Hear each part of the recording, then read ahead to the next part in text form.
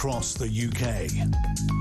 On DAB+, on YouTube, on your mobile, and on your side. This is Talk.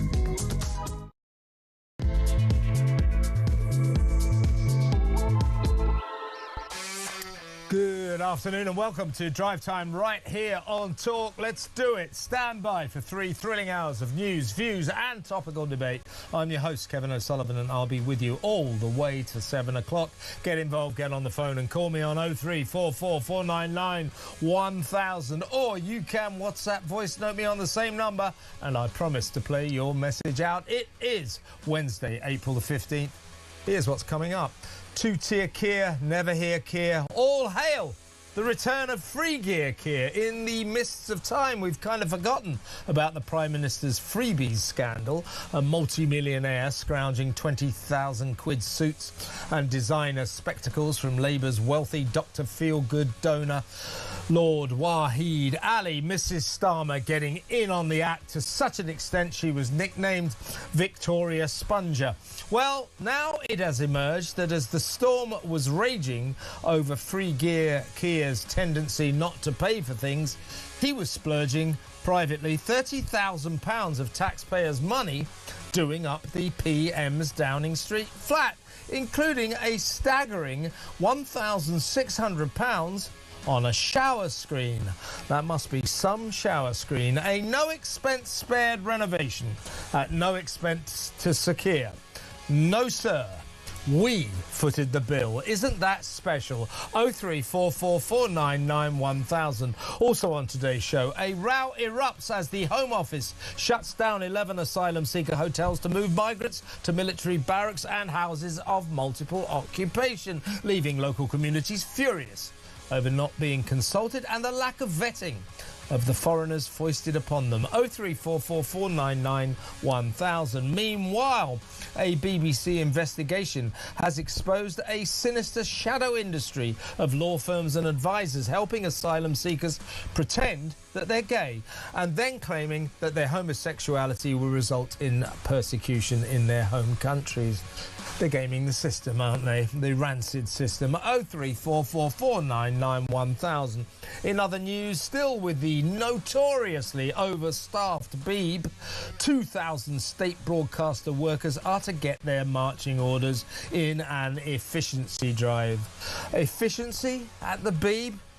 It'll never catch on. 0344 499 1000. Meanwhile, contemptuous cops dismiss new guidance on treating stop-and-search suspects with dignity and respect as just more woke nonsense. A university offers special low-grade entry to Asian heritage school kids, even though far more Asian pupils go on to further education than white students. Robert Jenrick has slammed this as classic anti-white discrimination. Or is this actually just a case of classic racism? 0344 499 1000. And finally, old Harry's in Australia spewing psychobabble on the transformational nature of having a baby and how he underwent therapy to deal with fatherhood. Of course he did. He's from California. And while the dim Duke insisted that he's not judging King Charles, he announced he wants to be a better parent. I'd say he is judging his dad. Big time, wouldn't you?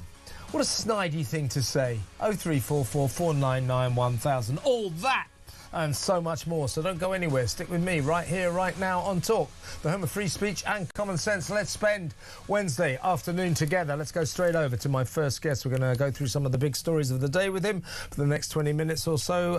A warm welcome to former political editor, current political columnist at The Sun newspaper, Trevor Kavanagh. Welcome, Trev. Hi, Kevin.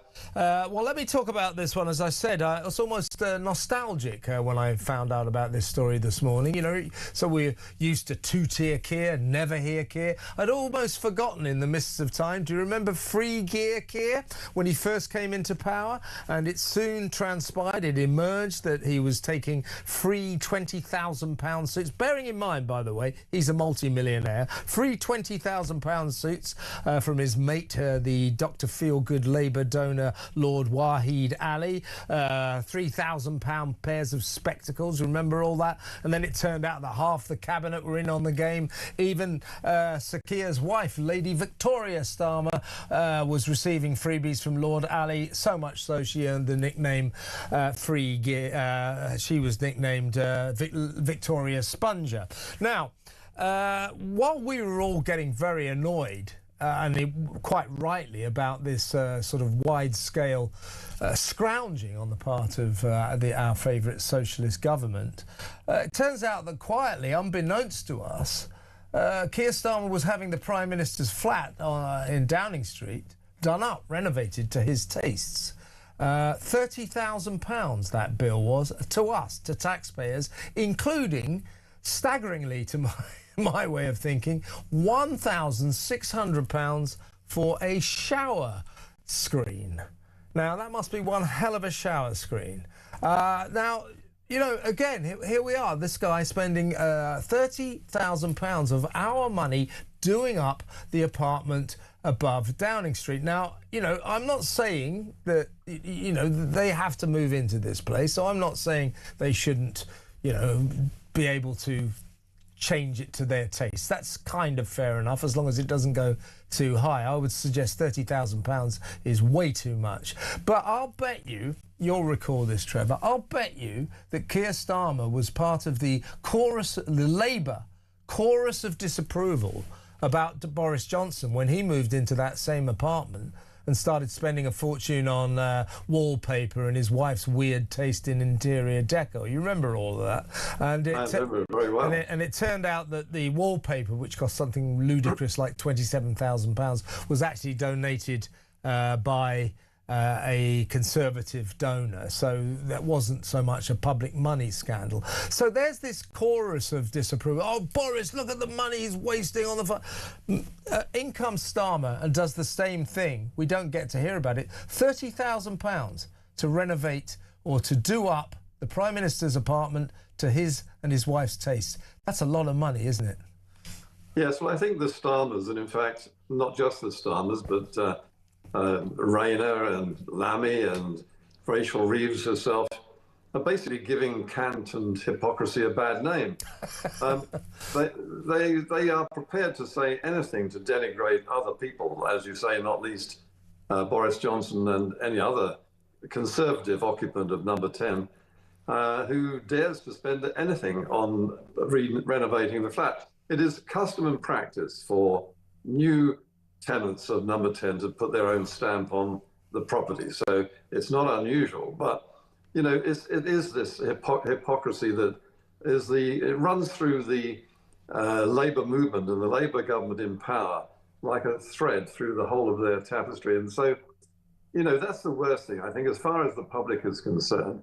Do one thing, say another, two-tier Keir. And, you know, he might argue, and I don't know how he does, but he might argue that he spends 18 hours of every day slaving at the workplace to protect and look after this country. Even that falls down. That excuse for spending money on his home has been completely obliterated by the conduct of this government in office. Yeah, exactly. Now, as I say, it's only, you know, they don't have a choice. They have to move into that flat. I believe usually if the Prime Minister's got kids, they tend to go into the number 11 flat because it's bigger. It's often they swap with the Chancellor. But either way, the point here is that they get made to move into this flat. So I have no problem with them, you know, not liking the colour. Let's change the paint and let's change the wallpaper or whatever. But £30,000 of taxpayers' money to change the look of this flat, including £1,600, £1,600 for a shower screen. I'd say that is cavalier use of public money. Well, I think that's true. I mean, they are a complete shower and they deserve a screen, but they shouldn't be charging the taxpayer for it. And don't forget that among the other perks and privileges that Starmer and his wife adopted when they took office was the use of Lord Ali's luxury penthouse apartment whenever they wanted it. So, I mean, this is someone who preaches from one side of his mouth and acts quite differently on the other. He is utterly two-faced, and in every respect. This runs, as I say, like a thread through government policy. From everything that they do in terms of punishing in a very spiteful way everybody in the country who actually goes out and works for a living, and handing that money and taxes to those who don't work, and at the same time failing to defend the country. Now, if you had a proper prime minister who is deserving of respect for safeguarding this nation at a time of international danger and genuine peril, you might think, well, maybe he deserves a few perks. But he's done nothing whatsoever to deserve any of them, as far as we can see. Absolutely not. I'm going to read a statement from a Downing Street spokesman about the Prime Minister's refurbishment of his flat. The flat was empty when the Prime Minister entered office, so the Cabinet Office furnished it as per long-standing guidance across successive administrations. Talking about decorating a flat here. The refurbishment came under the allocated budget, and none of the items belong to the Prime Minister. They will remain the property of the government for future use. So welcome back. We've missed you, Free Gear Keir. Now let's move on. But let me ask the audience what they think about this. Have you ever done up a flat for £30,000? Have you ever spent £1,600 on a shower screen? Let me know. 03444 99 1000. Let me ask you about the Southport inquiry and the rather disturbing information that is emerging from that. Robert Jenrick, the Treasury spokesman for Reform UK, former Tory, of course, Tory Cabinet Minister, he has written in the Telegraph today something that I think is important, and it's something we need to talk about more.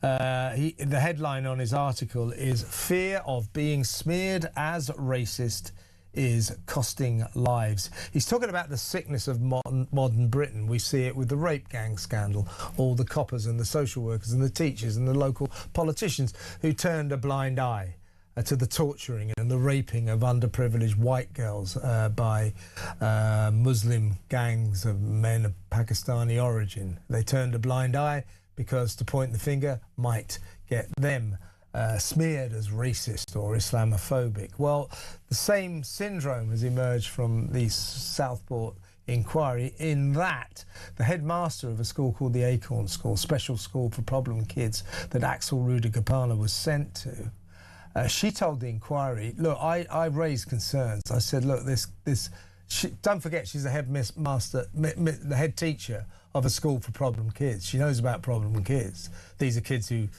just cannot be coped with in the state school system. So she knows about this. She said, this kid, though, this was different. This kid was sinister. This kid showed no remorse. I could see this kid was a serious, serious danger, always carrying a knife, etc., etc. She went to the authorities, so we've got to do something about this kid, and was slapped down by a child social worker saying, "You are stereotyping Axel as a black boy with a knife." And after that silencing, she felt unable to speak about that again. Now, you are stereotyping Axel Rudikapana as a black boy with a knife. Well, what the hell was he then? He was a black boy with a knife, and this shying away from confronting the truth about kids or people who happen to be of colour, it's got to stop. It is as Robert Jenrick says, you know, in the case of Rudikapana, it cost lives. It cost lives in the rape gang scandal. This is an ongoing scourge. This is a scandal of modern Britain, isn't it? It is, and you have to wonder how many more are out there waiting to be convicted of similar crimes. This is a time bomb which is just going off all over the place. We're losing count, actually, of the number of the sort of offences you're citing in this particular case, because one eclipses the other. And so in a period of days or weeks, we almost forget about these atrocities. But they are rampant throughout society simply because of the worship of the diversity, DEI. I mean, basically it's DIE as far as society is concerned. I think that this is something where Keir Starmer could earn his £1,600 shower screen simply by standing up in Parliament and saying this will not be tolerated. I mean, this is the standard response anyway. Violence will not be tolerated. Misconduct will not be tolerated. Lessons will be learned. They are never learned and they are always tolerated. And, you know, society generally is paying a terrible price. And individuals like the parents of these murdered children, you know, how do they ever come to terms with that? They don't. They have to live with that. And they also have to live with the fact that it was because of our attitude towards racism, which is spurious in any case, was responsible for their children's death. Well said. Now, this is a sort of two-pronged question, really, because it all fits together. We were covering in advance the excoriating speech by the former Labour Defence Secretary, former Chief of NATO, Lord Robertson, last night in Salisbury. He gave us the script beforehand, so we were covering it all day yesterday. But nevertheless, when he actually said it, it had tremendous power. I mean, he's slamming this government and basically saying, you know, we are underarmed, underprotected, under attack. Britain is not safe. That's how he finished his speech. And the reason we are underprotected is that our defence spending is not happening at the expense of incredible spending on the welfare system, £330 billion a year and rising. And this goes hand in hand with the fact that Rachel Reeves has arrived in Washington for the IMF conference, the International Monetary Fund, which has announced that Britain will suffer worse economic damage from the Iran war than any other G7 country. And she's going, well, it's not my fault, it's President Trump, it's Trump's mad war against Iran, it's not my fault. Well, you know, it's not the fault of all the other chancellors either, so why is it worse for us? There are two reasons it's worse for us. One is, of course, a grotesque welfare bill, which just gets higher and higher day in, day out. 63,000 more people signed up for universal credit in the last month alone. There are now 8.4 million Brits on universal credit and rising. So there's that. And then, of course, there's the net zero. There's mad Miliband, crazy heads, insane, deranged net zero zealotry, which again is killing our economy. So she's blaming Iran. The Prime Minister too is their unforeseen circumstances. It's not, it's their fault. It's their addiction to welfare and their continued attachment to the derangement of Ed Miliband's mad net zero mission. Well, I think that we need to take Lord Robertson's report extremely seriously, not least because he was a former defence secretary and the leader of NATO at one point, but because he is also of a Labour family, Labour Party family. This is someone from inside the room actually telling the Prime Minister that he is failing to do his first duty, which is to protect the nation at any point, on any front, whether it's law and order, whether it's the economy or anything else. His first duty as Prime Minister is to protect this nation, but above all, from the threat of military action from abroad. And this is not the first time. I mean, it was only on Friday that the think tank, the policy studies, Centre for Policy Studies, issued a report by 3 former Ministry of Defence officials warning exactly the same thing. Now, they're not just saying this for the sake of it. They are saying it because they mean it very seriously. I know those officials personally. I know they're men of integrity, men of great experience, and they fear that what we are risking is a sniper attack suddenly by action of all sorts from Russia particularly. Russia particularly is our enemy of the moment, and they could do something like break our North Sea undersea cables. They could lob a bomb in somewhere. They could do all sorts of things for which we are unprepared. And if they got to the point of actually sending drones over Britain or British territories, we would have nothing to defend ourselves with. So you have a Prime Minister who's failed in every respect, especially this, the biggest test of his premiership. And his legacy will potentially be to have left us totally naked and undefended when we are attacked by a foreign power. And his response when Kemi Badenoch put him on the spot in Prime Minister's questions today in the House of Commons, she said, look, you're Labour's former Defence Secretary, former NATO chief, Lord Robertson, a man who is obviously expert in this area that we should listen to. He says, you know, we're not spending enough on defence. We're under defended, under attack. Britain is not safe. Starmer, I'll give him some credit. For once in his wretched life, he did answer the question, which is unusual. This lawyer, this complete and utter lawyer who knows about as much about defence as I do, his response was, I don't agree with Lord Robertson. I mean, that isn't good enough. This guy knows what he's talking about. This government should listen to him, and Lord Robertson did not do that. George Robertson did not do that lightly. You know that, Trevor. Well, I know Lord Robertson from way back, and he's one of those Blairite ministers for whom I have great respect. And he is not the sort of person to come out like this in public and berate his own party and its present government. So that adds more weight to his words. The fact that it was very reluctant of him, he was very reluctant to do it. And he was hoping, I guess, that eventually Keir Starmer and his ministers, and I understand there's a blazing row between George Robertson and the current Defence Secretary, John Healey, when George told John Healey that he was going to say this. And Healey, who I thought was a sensible man, went up the wall. And, you know, this is serious potato. I mean, this is very important to the future of this country. That's why George Robertson did it. He did it to sound a warning. He knew the power of his speech, and that's why he did it. And frankly, John Healey, who a lot of people say, oh, he's one of the better ones in the cabinet, he has not been distinguishing himself the last week. Don't forget there was this moment last week where his response to Russian submarines routinely patrolling under the English Channel was, President Putin, we see you. Oh, great. Thank you, John. It's all very worrying, Trevor, but great to talk to you. Thank you so much for your time. Trevor Kavanagh, brilliant stuff there.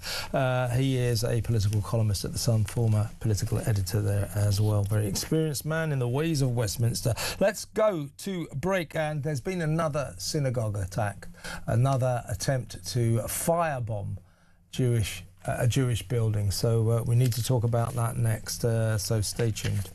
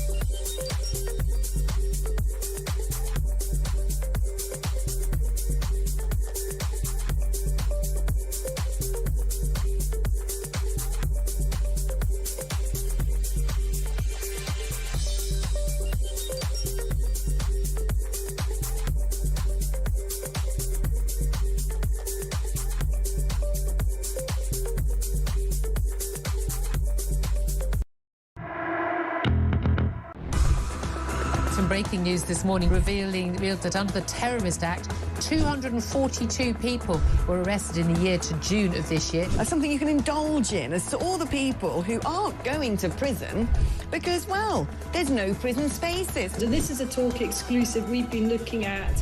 I said, you take these cuffs off me and speak to me like a human being rather than a common criminal.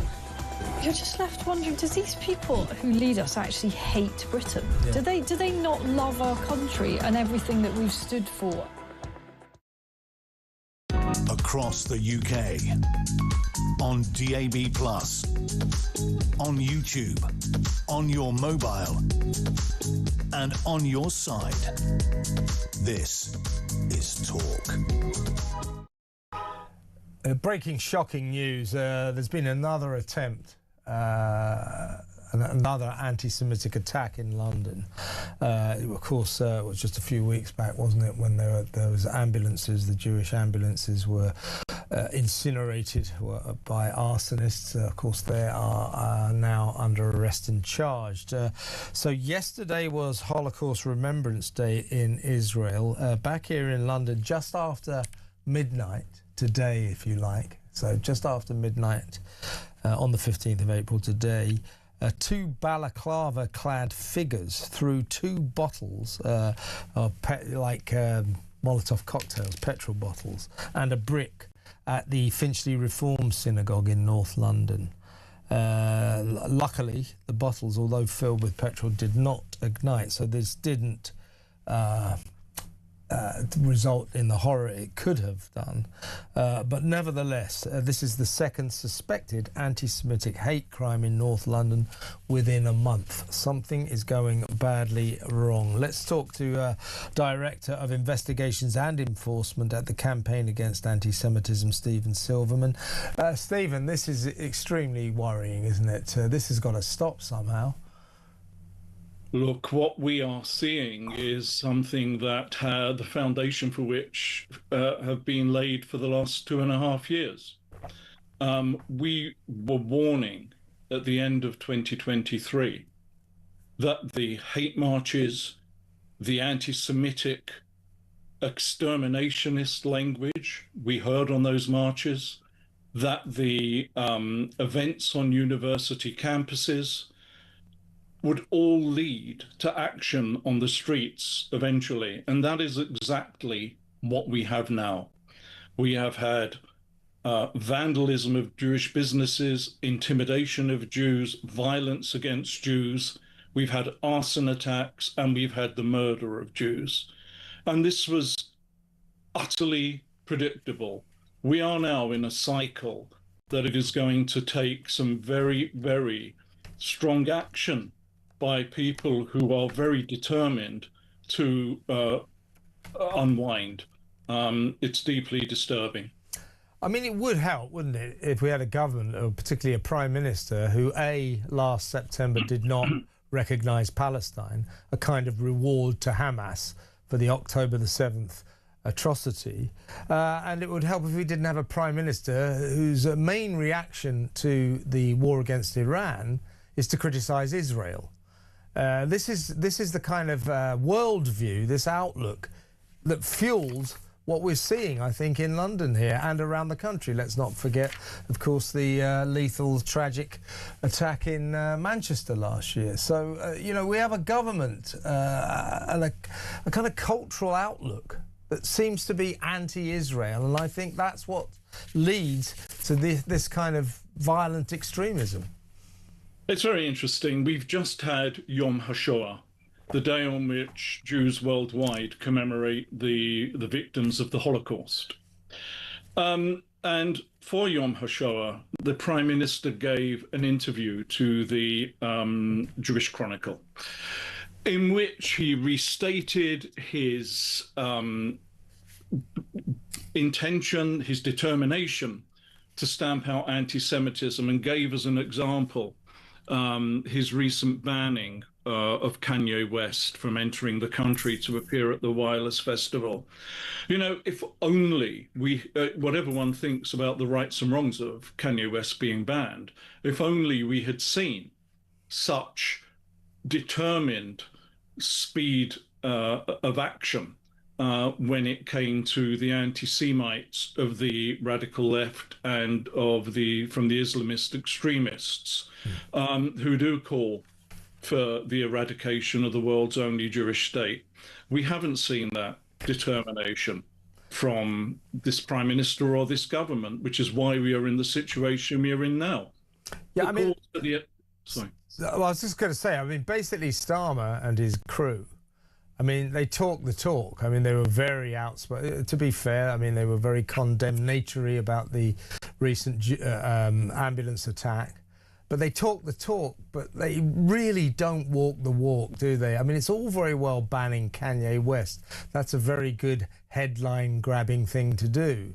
But they don't do anything about these pro-Palestine marches that continue to snake through our cities weekend after weekend with jihad chants from the river to the sea. When will Palestine be free?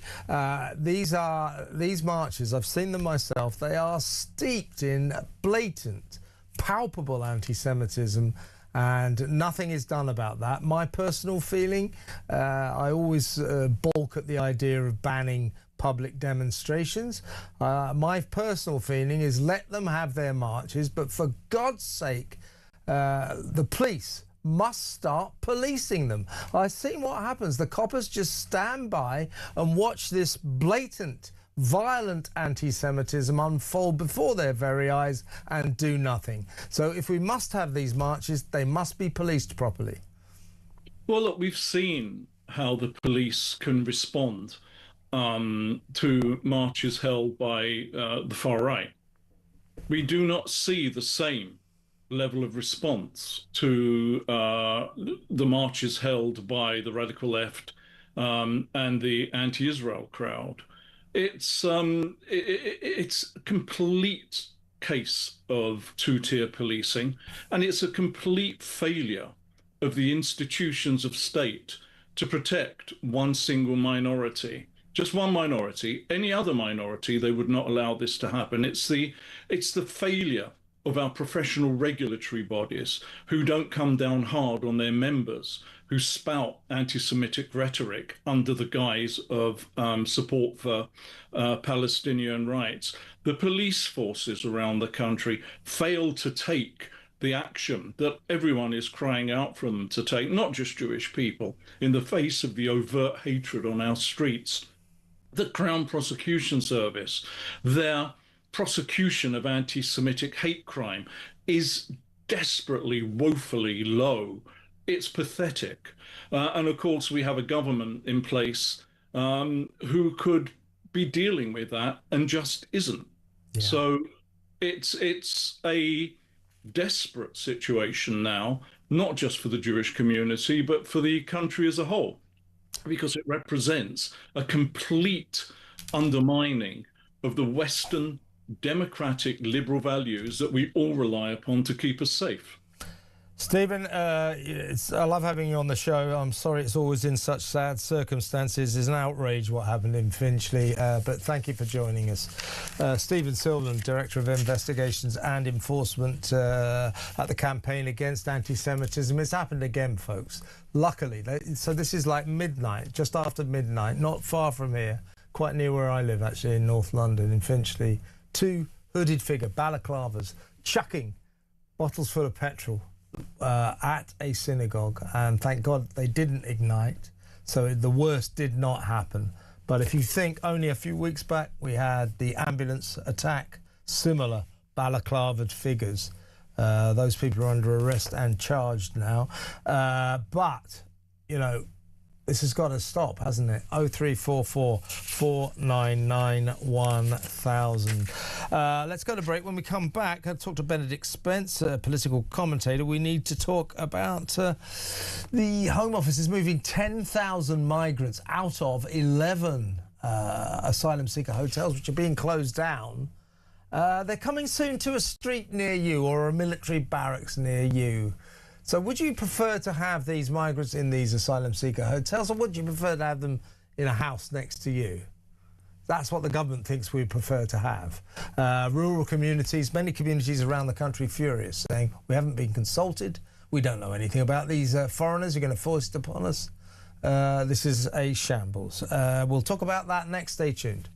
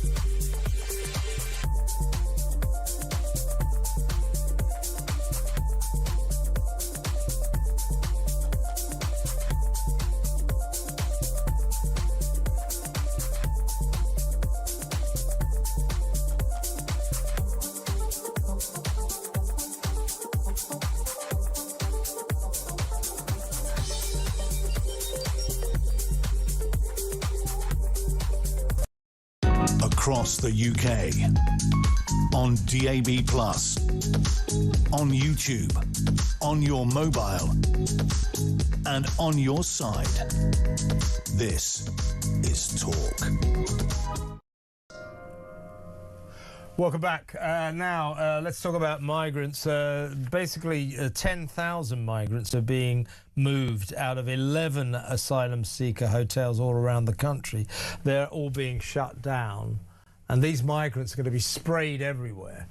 Some into military barracks, these converted military barracks like you're seeing down in Crowborough. The training camp that's been converted, various disused air bases, those kind of places. Others into houses of multiple occupation, in other words, in a street near you. Meanwhile, the BBC, still with the migrant crisis, has launched an investigation which has exposed various law firms and advisors charging migrants thousands of pounds to help them pretend to be gay in order to stay in the country. So they're mainly apparently from Pakistan and Bangladesh, and they say, well, they pretend they're gay, and then they say, well, because I'm homosexual, I'll be persecuted if I go back to my home country, and then they're allowed to stay. But their entire gayness, if you like, is a fraud. They're taught how to prove that they're gay. So this is a racket, a sinister shadow industry. Let's talk to Benedict Spence about all of this. Hello, Benedict. Good afternoon, Kevin. How are you? I'm good. Well, first off, let's talk about this. They've closed down 11 asylum seeker hotels around the country, including, by the way, a rather big one, the Holiday Inn near Heathrow Airport, which was causing a lot of problems to the local community. So I suppose all of that is arguably quite a good thing. The thing is, though, these migrants, the 10,000 asylum seekers who are being effectively kicked out of these hotels, are being redistributed to either military camps, disused air bases, or houses of multiple occupations all over the country. And a lot of local communities are furious. They're saying, well, you haven't consulted us about this. We don't know who the hell it is you're foisting upon our communities. No vetting, no consultation. This is another scandal, a mishandling of the migrant crisis. Your thoughts?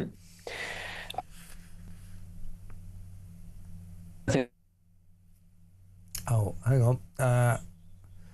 I think we've got some problems there with our communication system. We'll get Benedict back in just a second. But the other tranche of this story, as I say, the BBC, which does do some good work now and again, let's be fair, they have done an expose, an investigation into this shadow industry of law firms and advisors charging thousands of pounds to help migrants pretend they're gay. We'll come back to that in a minute because I think we've got Benedict back. Yeah, Benedict, you were about to say. I was about to say something truly riveting, and I forgot what it is. No, it's this is the thing, isn't it? It's been documented for a very long time that the hotel situation was not ideal, and lots of people were very unhappy because, as you said, wherever people were sort of foisted into hotels, local communities then suffered problems as a result of that. But the one thing that you could say about the system of putting people in hotels, especially close to, say, airports and the like, was that at least you knew ostensibly where a lot of them.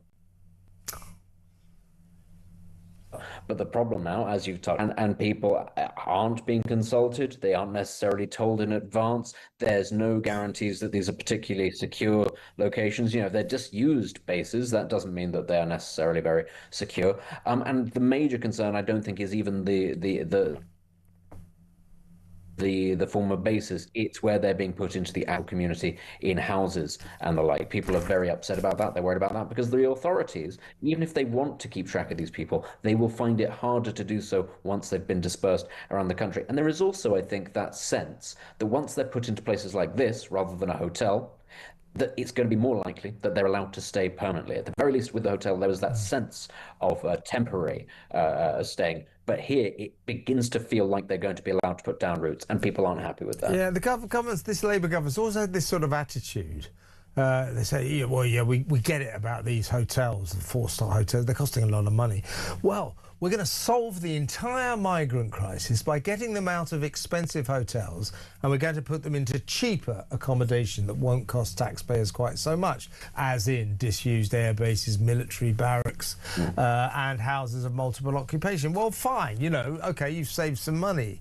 But don't present that to us as the be-all and end-all of solving the migrant crisis. In the end, the British public, what they don't want is, you know, asylum seekers living in their street, living round the corner, people they don't know about, foreigners, many of whom can barely speak English. That's what they're worried about, not whether or not the government has put them into hotels or barracks. This is sort of almost diversionary when the government makes a big thing of this kind of movement. Exactly. The cost of these things is the thin end of the wedge, if we're being honest. That's that's the least irritating aspect, but it is something that irritates people. The key thing is they don't want them here in the first place. They want there to be a system by which you can remove people who many people in the UK believe have no right to be here, have no justification, are not fleeing what it is that they say they are fleeing. And it is only then, once they are here, that we then have to begin paying for them. I think people would be prepared to pay, you know, this is the thing. I think people would probably be prepared to pay 5-star hotel rates if they were only here for a week before they were put on and then sent back straight away. That's not actually the issue. And the fact that actually what we're being told is, okay, it's going to cost you slightly less per day, but they are still going to be here indefinitely. I think that's where the real irritation comes from. Exactly right. A very quick comment from me, if you will, Benedict. Yeah, this BBC investigation, somehow or other, you know, it is not shockingly surprising, but it has exposed this shadow industry, this sinister shadow industry, where law firms and advisors are charging up to £7,000 to migrants, asylum seekers, teaching them how to pretend to be gay. In order to help their application to say, because they'll be able to say, you know, if I go back to Pakistan or Bangladesh or Syria, I'll be persecuted as a homosexual. So there's this hell of an industry going on. I mean, somehow or other, I don't find it surprising that our system is being gamed, but nevertheless, this is not nice to hear, is it? It's not. And it's one of those things that we were told repeatedly by the authorities and by politicians and by some journalists, oh, this doesn't happen. This is a lie. This is made up. But now we have the evidence that it actually is. And I think that, you know, it sort of stems as well, doesn't it, from a similar vein where you found lots of people claiming to be Christians and then being helped along the road by members of the Church of England and even being baptized. One thing that really amused me about this story, though, was somebody on X, who I think is the head of the Conservative Party's LGBT group, saying, well, yes, I know about this because we've had lots of people apply to join the Conservative Party LGBT group to then be able to turn around to the authorities and say, look, here's proof that I'm gay. I thought that was a particular... I'll be honest, whichever lawyer thought that up is rather smart. I'll give them that. Yeah, I mean, these guys, these asylum seekers are sort of told to go to gay clubs and take selfies of themselves and stuff like that. It's all extremely underhand, but somehow or other depressingly not particularly surprising. Benedict, great to talk to you. Thank you so much for your time. Now, before we go, Alex Norris, the Minister for Border Security, and he's also the Asylum Minister, commented on this. He said, hotels were meant to be a short-term stopgap under the previous government, but they spiralled out of control, costing taxpayers billions and dumping the consequences on local communities. We are shutting them down by moving people into more basic accommodations, scaling up large sites, removing record numbers of people with no right to remain. This is about restoring control, ending waste, and handing hotels back to the community for good. Thank you very much to Alex Norris, the Asylum Minister. Should we take a quick call? Let's talk to Noel in Nottingham. Hello, Noel. You'd like to talk about Keir Starmer. What would you like to say? Oh, yeah, Kevin, yeah. I mean, I love Benedict. I love listening to him. I've lived here for the last 14 years. I lost my family in 2012, Kevin, in a church explosion in Alexandria in Egypt. My wife was Egyptian Christian. Yeah, I lost my wife and 2 kids. I'm disabled. and yes, I am on PIP because I can barely walk, and the government have been very good to me. Okay. The only thing about it is that I'm very angry about is that we're supposed to live in what the Greeks call a heteronomous society, where the majority are looked after by the minority. Okay, yeah. We voted them in.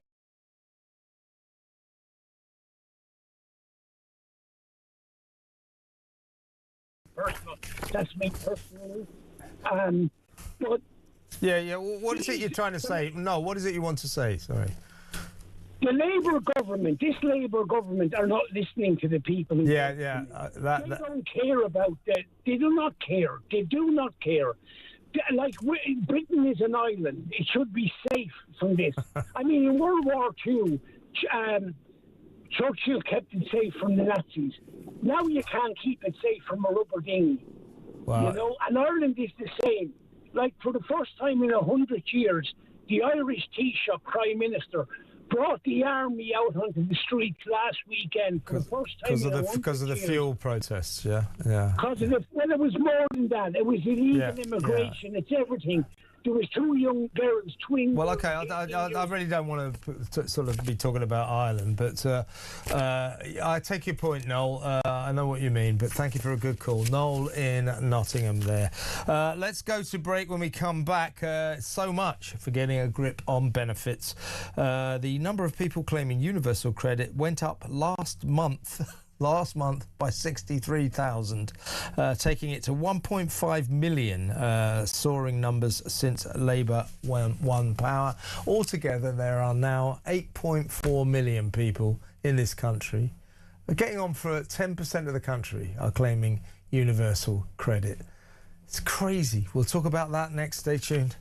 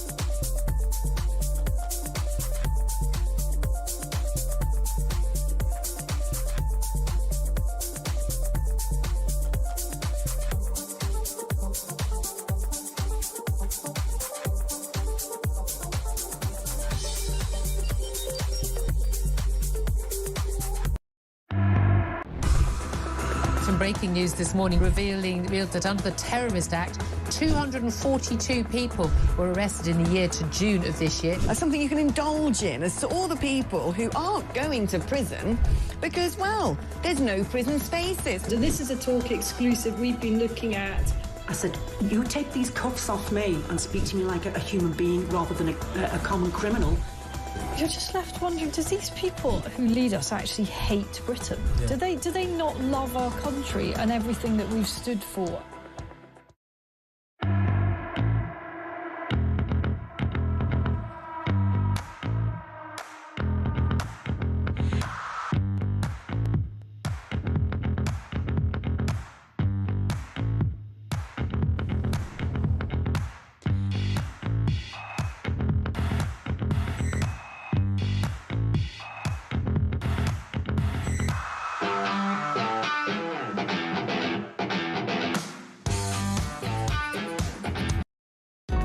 across the UK.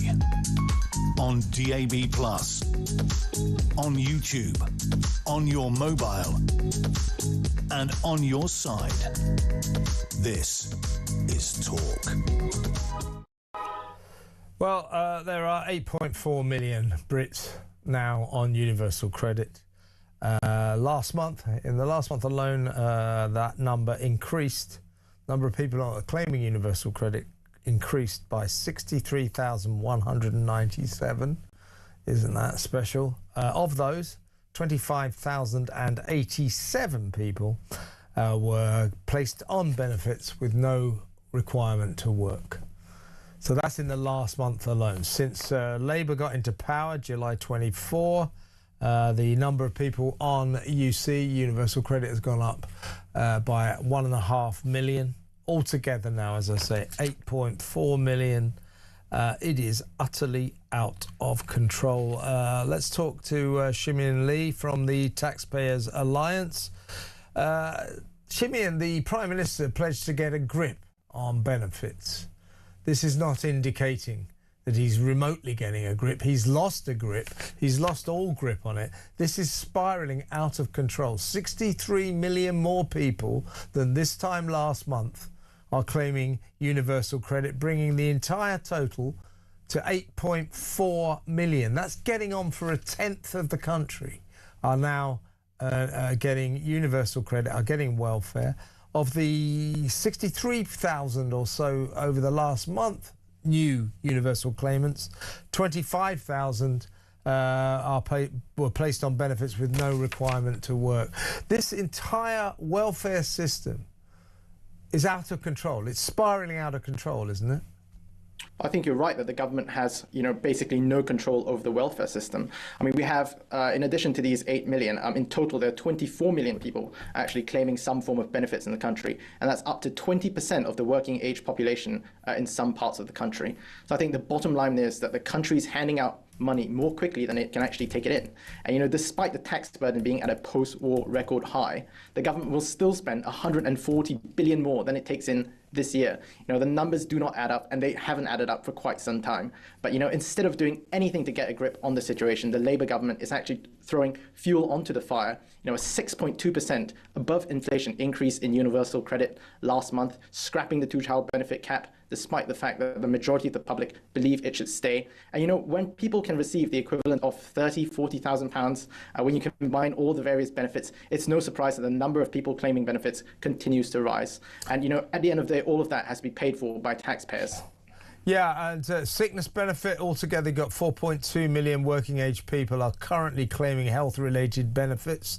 And that 10.2% of the entire working age population receives at least one health-related benefit. So we ought to have a look at sickness welfare, sickness benefit, oughtn't we? We're obviously handing it out too easily. Obviously, a lot of people require... welfare is to help people who cannot work, if they're too sick to work, if they are disabled, if they can't work. So, nobody has any problem with that. But when you're handing out sickness benefit to 10.2% of the working population, that means we are handing out sickness benefit far too easily. I would specifically say anxiety, depression, mental health issues. I'm not decrying them, not trying to say that they're not important, but it's clear to me that too many people are getting benefits for anxiety, depression and mental health.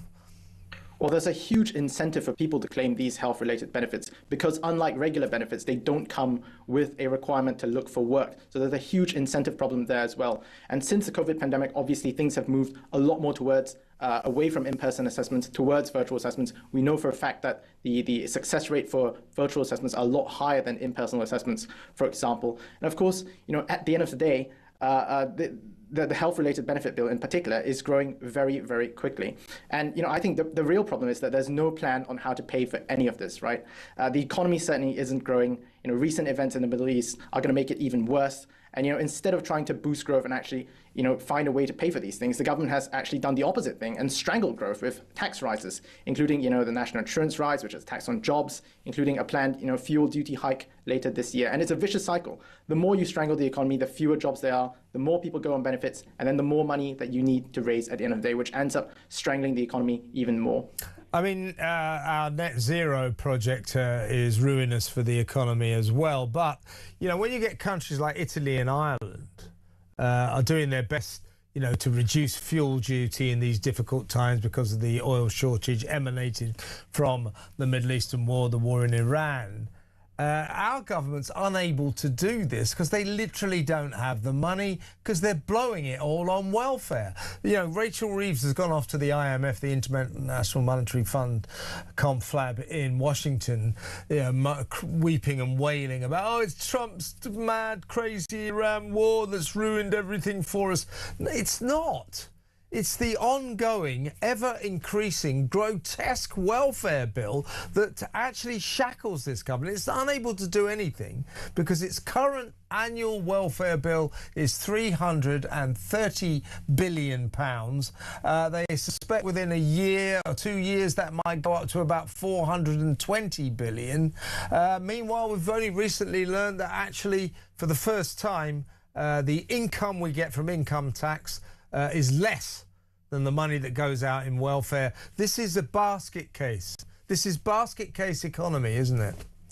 I mean, the welfare spending, the level of welfare spending has been unsustainable for quite some time. I think recent events have really just shown how unsustainable it is. And you're right that welfare spending is crowding out everything else. As you say, the welfare bill is now larger than every single penny this country raises in income tax. And all these entitlements and promises that have been made to benefit claimants has meant that the country can't fund other priorities. So just today, the author of Labour's own defence review said that Britain cannot be defended with this ever-expanding benefits bill.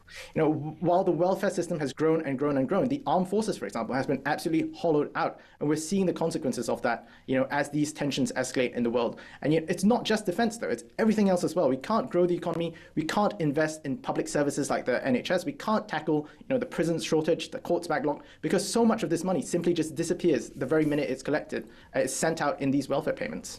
It's unsustainable, Shimi, and it really is. But really good to have you on the show. Thank you very much. Come on again soon. That's Shimi and Lee there from the Taxpayers Alliance. This is madness.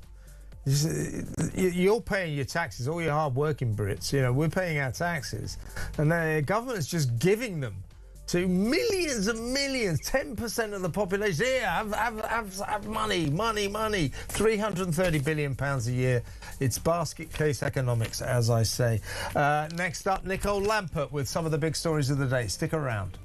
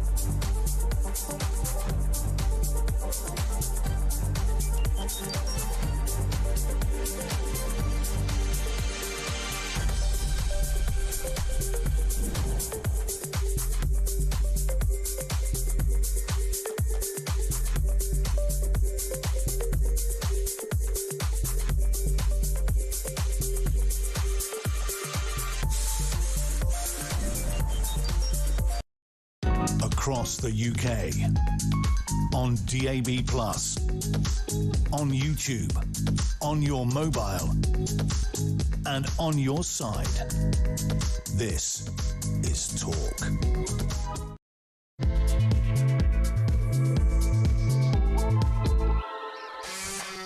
Welcome back, second hour of this amazing edition of Drive Time. 60 sizzling minutes until the next news. In about 20 minutes or so, we're going to be talking about Stop and Search. The College of Policing, the notoriously woke College of Policing, has issued new guidance to coppers, ordering them to treat stop and search suspects with dignity and respect. How else would they treat them? This has been dismissed by contemptuous coppers as more woke nonsense. All these top cops, why are they so woke? It's ridiculous. We'll talk about that in just a little while. In the meantime, for the next 20 minutes or so, let's go through some of the big stories with journalist Nicole Lampert. Welcome, Nicole. Okay, thank you for having me today. Good to have you on. We won't just be talking about Jewish issues with you for once, but we will launch on one because I had Stephen Silverman on from the Campaign Against Anti-Semitism on earlier to start the show, actually, because this is shocking and extremely worrying. After the ambulance attack, what was it, 3-4 weeks ago in Golders Green, near where I live, up in Finchley, the Finchley Reform Synagogue this morning, in the early hours of this morning, just after midnight, two balaclavaed figures ran up to the synagogue and chucked 2 Molotov cocktails at it, petrol bombs, petrol in bottles, and then ran off. Thankfully, mercifully, they did not ignite. But this is another anti-Semitic hate crime, almost a copycat of what we saw in Golders Green. Extremely worrying. Yeah, just this time we were lucky that for whatever reason they didn't set alight properly, so there wasn't more damage. But this is all about kind of just to terrorise Jewish neighbourhoods, and I think they're succeeding. Everyone who goes to that synagogue, there's a nursery at that synagogue too. My friend's niece goes there. It's a synagogue I've been to a few times for friends' bar mitzvahs. It's a very happy, welcoming place, and also it's a happy, welcoming place for asylum seekers, and this is basically all just to frighten Jews, and it adds to the feeling of literally one of the groups I'm in. There's this the boiling pot analogy of the frog not realizing the boiling pot is getting hotter and hotter until it's too late and they're killed, and they've just done a kind of it's getting hotter with a frog picture, and Jews are always concerned. We all know that we're all here because someone knew when to leave a country, someone jumped at the right time. And the question is, when is the right time and when is it too late? And obviously one of the differences is that Israel exists now, which wasn't there for our ancestors. But it's a reminder to all of us that all of our families had to leave somewhere at some point, and why should this place be immune? It just feels quite dangerous, really. Yeah, just let's not dwell on this too long, but a last comment from you, if you will, Nicole. I mean, what is it like right now? As I was speaking to Stephen Silverman earlier, and we both agreed, this scourge, these violent attacks, Manchester, Golders Green, now Finchley, these aren't going to stop as long as we have a government that sort of revels in, rewarding Hamas by recognising Palestine last September. Keir Starmer's main reaction to the war on Iran is to criticise Israel. This scourge that we're talking about, these violent attacks, these anti-Semitic hate crimes, they're not going to stop as long as we have a government that, frankly, is anti-Israel. Yeah. And the problem is that, although Kemi Badenoch talks a good talk, it's not that the Tories were doing that much better on stopping the anti-Semitism on the hate marches, all of that. But now what we have is a government that's even more willing to attack Israel all the time, and while it talks a good talk in terms of and there's no place for anti-Semitism, in this country. There's anti-Semitism all over the place, and there was in the Labour Party just a few years ago under Jeremy Corbyn. And one of the problems is we now have, we're gearing up to local elections. The Greens are likely to do well, including where I live, and they're going to be. And Labour at that point is going to have to decide: is it going to head towards the reform direction or the Green direction?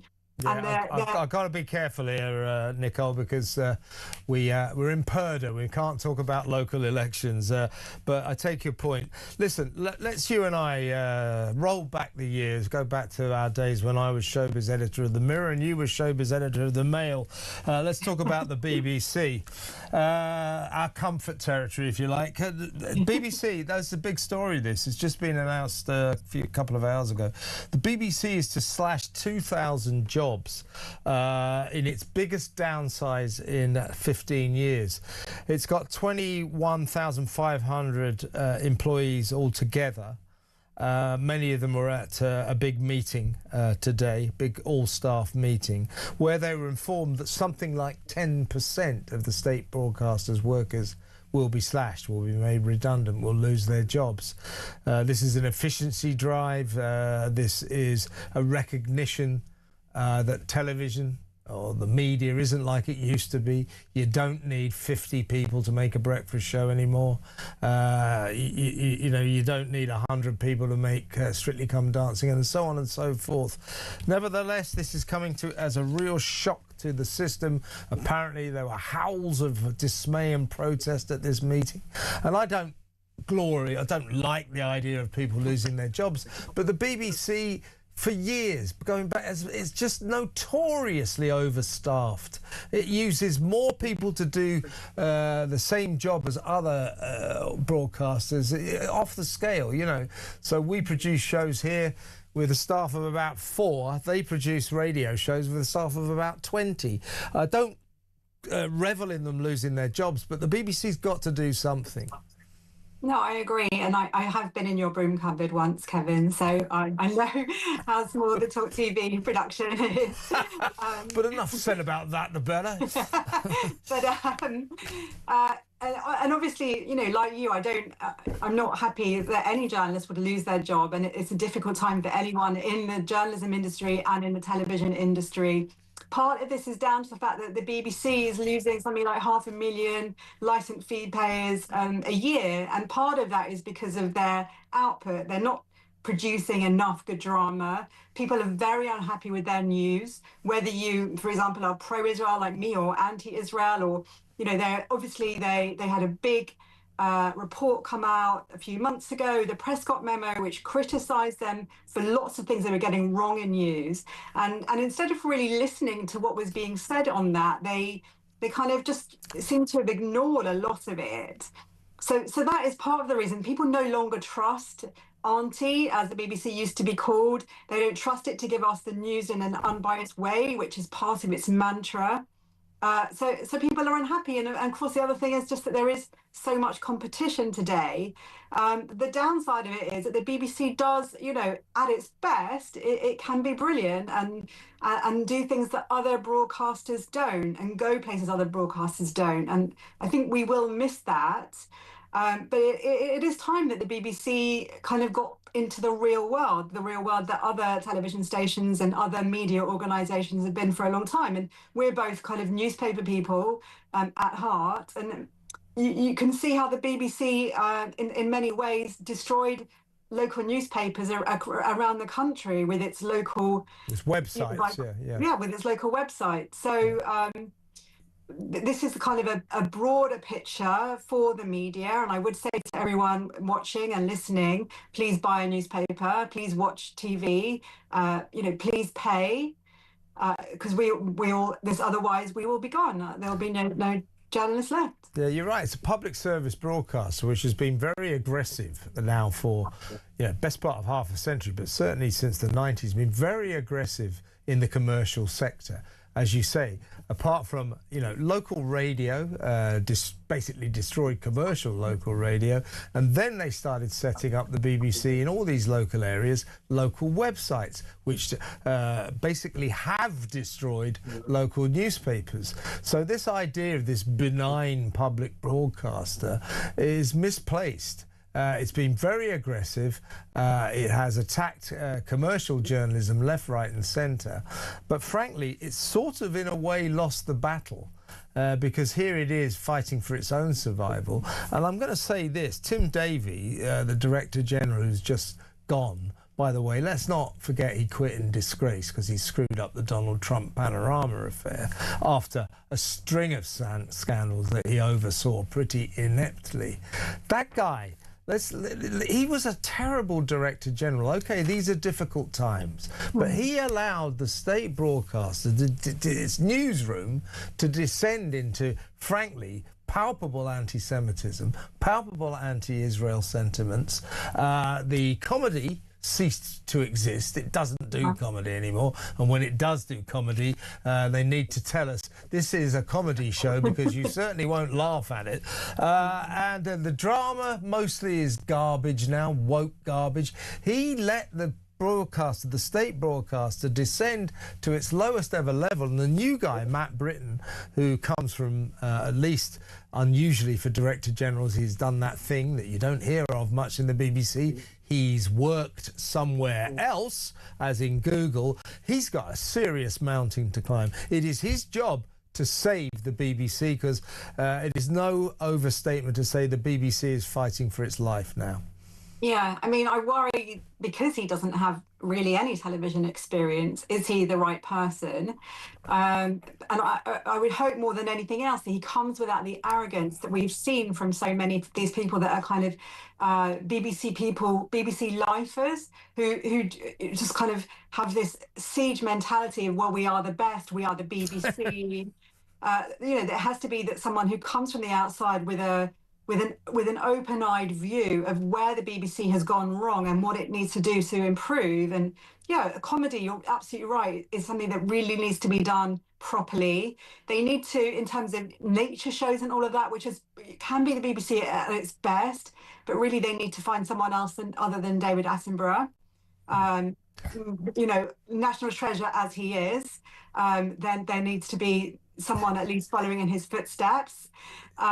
You're so right about that. When you go, BBC's rubbish now, somebody always says, what about David Attenborough? The reply to which would be, great man though he is, I'll tell you what about David Attenborough. He's pretty much 100 years old. He is he does not represent the future of the BBC, I'll tell you that. Exactly. But listen, let's move on. We're kind of dealing with a story. You remember, well, you know about two-tier Keir, you know about never hear Keir. Do you remember free gear Keir when Labour was first elected? And it turned out he was getting free £20,000 suits and fashionable spectacles from Lord Wahid Ali, the multi-millionaire Labour donor. So was his wife, so were various other cabinet ministers. It was quite a storm. That's when he became known as free gear Keir. His wife became known as Victoria Sponger. Anyway, it's only emerged now that while we were all getting hot under the collar about this, getting our knickers in a twist, why don't he's a multi-millionaire, why does he buy his own suits, etc., etc.? He was quietly spending £30,000 of taxpayers' money doing up the Prime Minister's flat above Downing Street. He spent a staggering £1,600, £1,600 on a shower screen. £30,000, including a 1.6K shower screen. So this is a lot of taxpayers' money for a lick of paint to the Prime Minister's flat, isn't it? And he never mentioned that, of course. Presumably he didn't like the Boris Johnson famous wallpaper. Yeah. And maybe he was right there. Yeah, I think he had a point. He had a point there, yeah. But, having had to do my bathroom recently, we did have to get a new shower. It wasn't anything like that. This is a party that came to power after Wallpapergate and all of that, all of those scandals, and they pledged to do better. And you'd think that he could do better by being really careful with our money. And of course, with the Tories, there was such a quick turnover of prime ministers that they all got this money to redo up the flat to their own taste. The shocking thing was just after the whole Boris Gate and all of that, they continued to have exactly right. You know, he was part of Starmer was part of the chorus of disapproval. Oh, yeah. Boris, all this money you're wasting. Then he goes straight in and spends a fortune of taxpayers' money himself. It's just hypocrisy. The Southport inquiry, Nicole. Robert Jenrick's got a piece in The Telegraph today. The headline is "Fear of being smeared as racist is costing lives." And this is on the back of the fact that head teacher, this shocking revelation, the head teacher at Acorn School for Problem Kids in Lancashire, where Axel Rudikbana was posited. She said she went to the authorities and said, this is for problem kids. She was used to dealing with problem kids. She said, this is not just any old problem kid. This kid is sinister. This kid has no remorse. This kid will do something terrible. You mark my words. She was slapped down by a children's social worker and told, don't go down there. What you're doing there is you're stereotyping a black boy with a knife. Well, yeah. He was a black boy with a knife, and he went on to slaughter 3 innocent kids in a dance hall in Southport. And what Jerrick is saying is this middle-class terror, fear of being, labelled racist or Islamophobic is actually dangerous. I mean, think about the rape gang scandal. Same deal.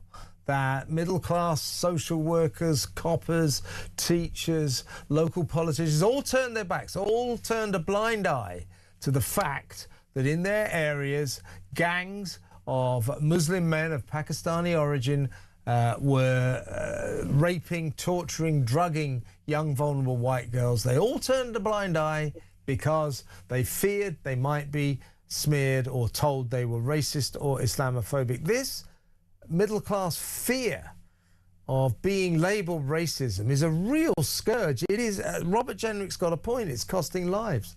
Absolutely. A few months ago, I was chatting quite a lot to the grandfather of one of the surviving kids from Southport, and he was absolutely fuming. And he told me the story, and I wasn't able to report it at the time, but he told me that about all these many times that Rudy Cabana that his dangerous behaviour had been brought up and it had been ignored because of his race and because of fears of racism and all of that.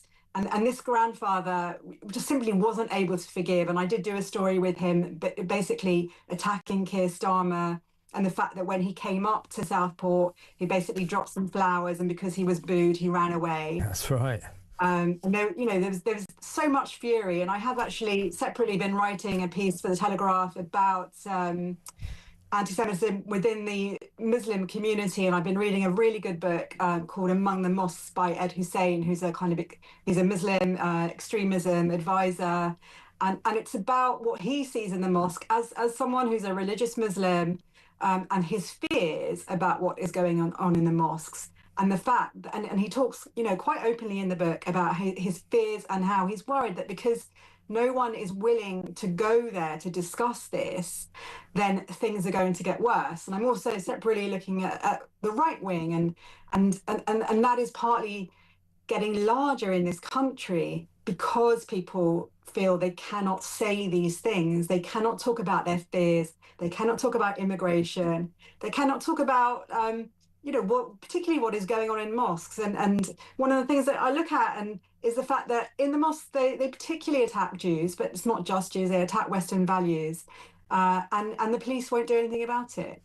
It's a real problem. It's the scourge of our time. It's the scourge of modern Britain, these sort of middle-class virtue signalers who prioritise, their own fears of being labelled racist or Islamophobic over the welfare of the victims of these rape gangs, over the welfare of the victims of Axel Rudakabana. And you've got a serious problem there. Nicole, that was great. Come on and do this again soon, will you? Thank you very much. Nicole Lampert, their journalist, used to work with her in the old days. What do you think about that? Let me know what you think. What do you think about this, or Robert Jenrick has said? It's true, that this headmistress, the head teacher of Acorn School, said, I tried to raise the alarm. I said, this kid, Axel Rudakabana, is not just any problem kid. This is a sinister kid who shows no remorse, who is intent on violence and will do something terrible. She was told, shut up, you're stereotyping a black boy with a knife. In other words, she was told, you're being racist. And the rest is shocking history. Same deal with the rape gang scandal. All these middle-class people turning a blind eye because they were worried. They thought it was more important that they were not labelled racist or Islamophobic. It was more important for them than it was for the welfare of the children, for the victims of the rape gangs, the victims of Axel Rudakabana. It's a problem, isn't it? Let me know what you think. 0344 499 1000. Also, let me know what you think about our exploding welfare bill. 63,000 more people on universal credit over the last month. 1.5 million more since Keir Starmer came to power. A total of 8.4 million people claiming universal credit. Of the 63,000 who qualified last month, 25,000 of them don't have to work. So that's just money for not working. This is out of control. That's why they can't spend any money on defence, because they're spending it all on welfare. And what little money they have left, they're wasting all on net zero. Let me know what you think about this. This government's getting spending all wrong. It's spending nearly all its money on welfare. A little bit on the NHS and a little bit on the net zero. They can't do defence. They can't help us with fuel shortages. They got no money because they're spending it all on welfare. 03444 99 1000. We're going to talk about stop and search next with former Met Police Detective Mike Neville. So stick around, back in a moment.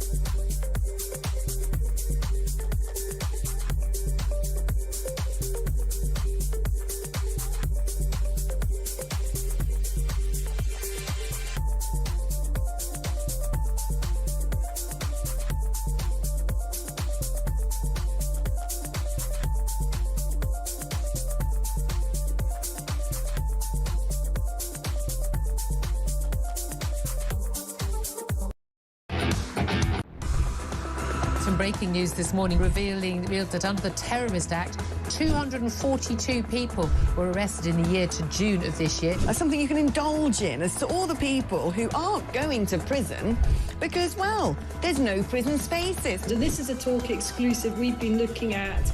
I said, you take these cuffs off me and speak to me like a human being rather than a common criminal. You're just left wondering, does these people who lead us actually hate Britain? Yeah. Do they not love our country and everything that we've stood for?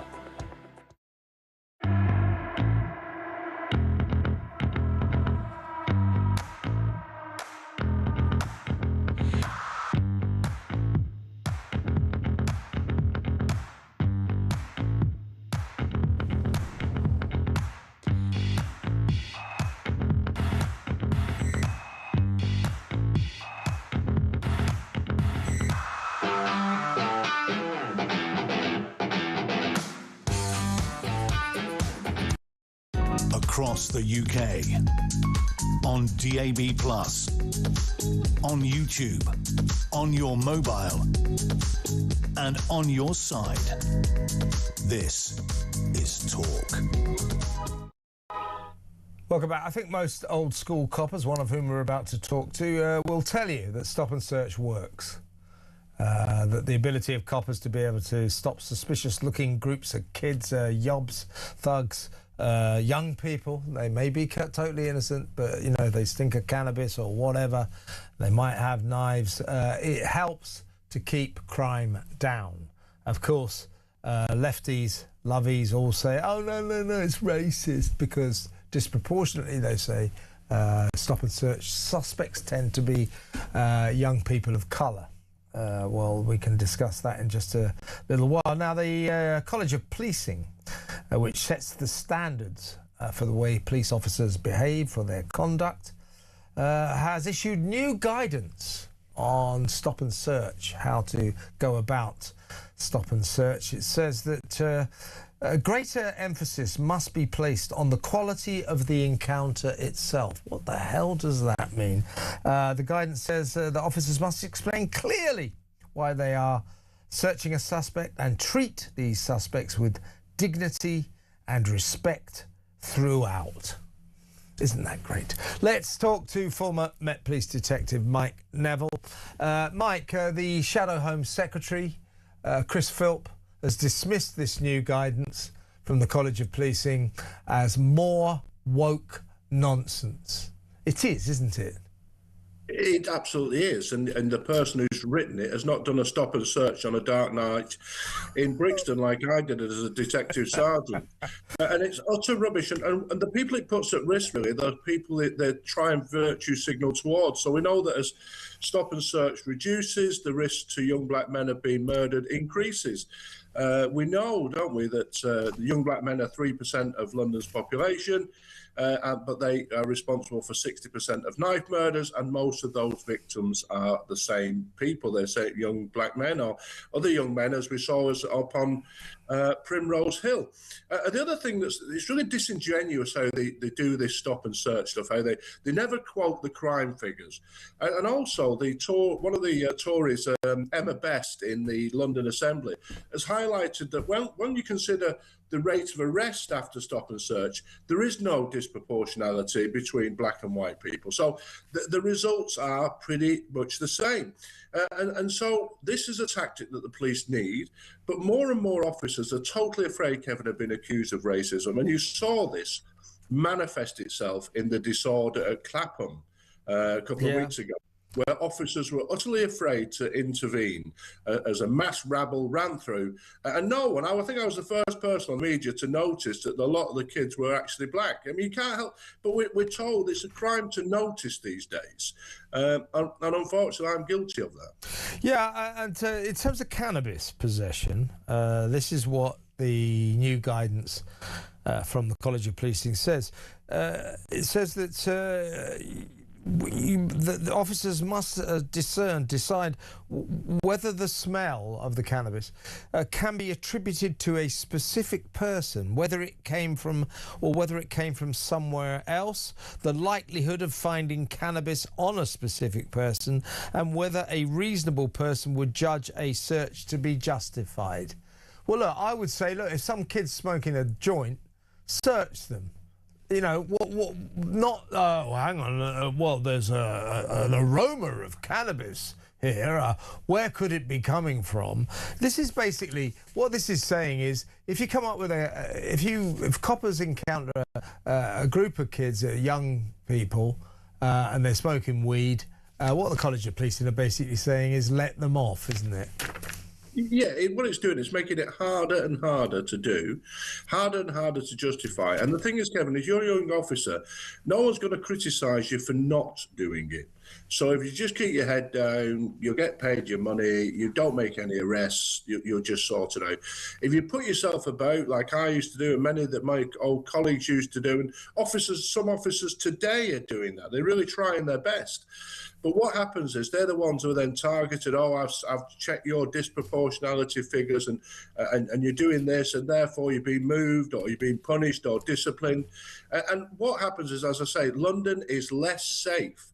The country is less safe because of these rules, and you can trace it back. The villain, in my view, there's two villains here. You're both doing it for political reasons. Theresa May on the Tories, who was she cancelled, didn't she? Outlawed stop and search altogether. She made it so difficult. It went down by about 3/4 or something. All done because she was told, oh, the Tories won't get in unless you have an ethnic minority vote. And then we have Sadiq Khan, of course, the Mayor of London. He's doing it for political reasons as well. And they're both disgusting, in my view, because, as I said at the very start, the people they're virtue signalling to are often the victims of the lack of stop and search. There's Chris Philp, the Shadow Home Secretary, who called this more woke nonsense. He went on to say the Conservative plan, he represents the Tories, of course, is to make stop and search easier and triple its use. Yet these guidelines, he says, from the College of Policing, bleat about racial disproportionality. The fact is, when stop and search rates are compared to the profile of offenders rather than the whole population, there is no disproportionality. He says the success rates of stop and search are the same across ethnic groups, showing that no one, including the black community, is being unfairly picked on. These new guidelines are a waste of time and will simply make stop and search more difficult, putting lives at risk and missing the chance to confiscate illegal drugs. He's right, isn't he? He is right, but the trouble is with the Tories, of course, as the College of Policing was created under their watch. Theresa May was a Conservative Home Secretary. So it's all very well, commenting now, but where were they backing the police up? Where were they backing officers up when they're actually in office? May and Cameron in particular really didn't seem to like the police. But the consequences of all this, as I say, are the safety of people, less knives being recovered, less guns being recovered, less drugs being recovered, less stolen property being recovered. And what we need is senior officers and politicians backing up the officers on the street who have to make difficult decisions and find these things to help us all. And what is it with the College of Policing? Tell us about the College of Policing. I mean, they are notoriously woke. They are the epitome, aren't they, of these top cops, these chief constables around the country who put more store about community relations and dancing the Macarena than they do to solving crime. It all emanates, doesn't it, from the College of Policing, the woke College of Policing? It needs to be abolished. I've tried to deal with them to say this is how you can arrest. My expertise is catching criminals with images. The amount of times I've tried to say to them, look, you could arrest far more criminals, you could arrest far more burglars, robbers, thieves, people who target anybody, black or white, gay or straight. Let's just arrest criminals. But the answers come none.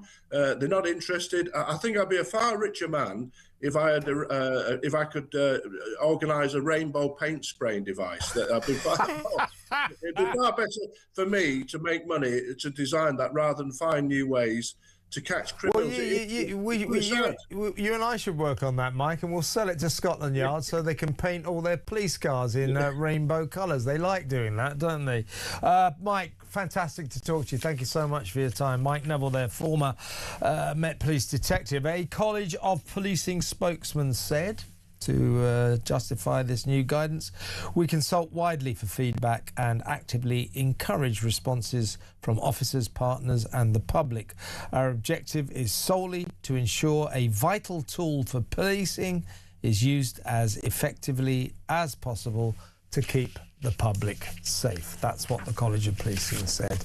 But Chris Philp, why are they getting involved in this, Is there really a massive, great storm of controversy going on about stop and search? I think we've all accepted it's not a bad idea. It does keep crime rates down. The College of Policing seem to want to diminish it, don't they? They want to make it more difficult for coppers, to show respect and fairness and dignity. Well, I would have thought coppers do that anyway.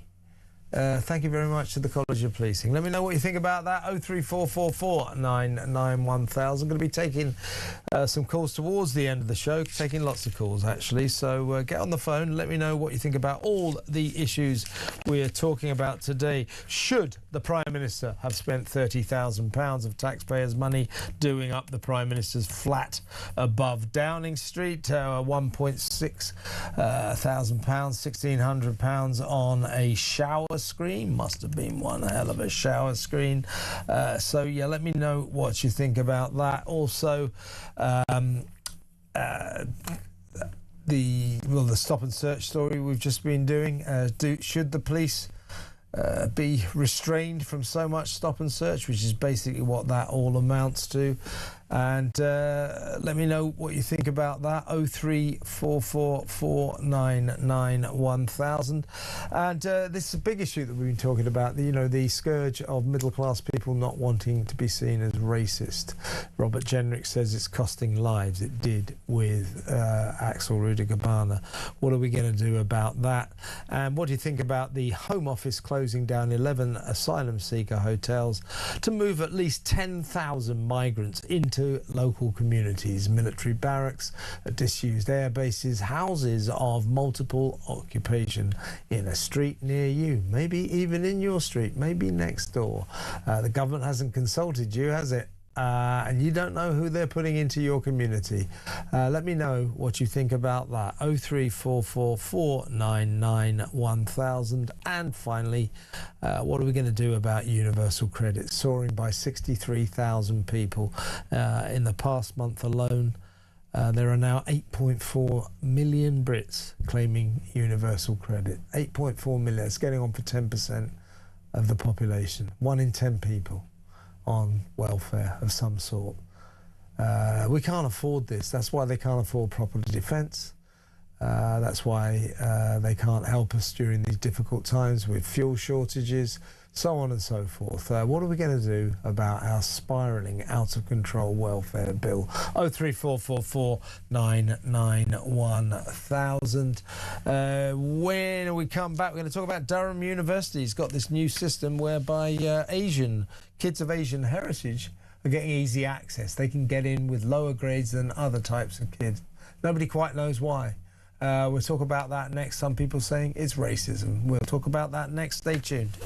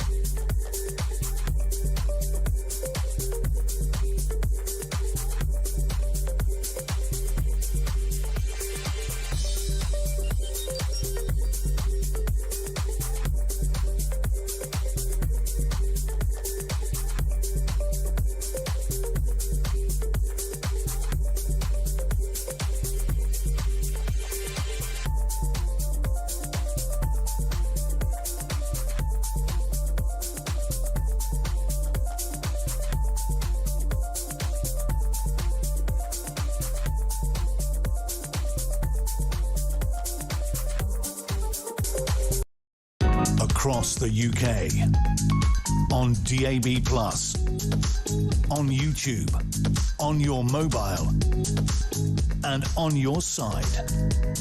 This is Talk. Welcome back. Durham University, one of our best universities up in the north there, has been accused of anti-white discrimination. That's what Robert Jenrick says, that is operating an anti-white system. It's got a new system called the Asian Access Programme, which aims to support, I'm quoting here, aims to support students who are typically represented in higher education, and particularly at Durham. It doesn't really pan out that around the country Asian students do extremely well in terms of university.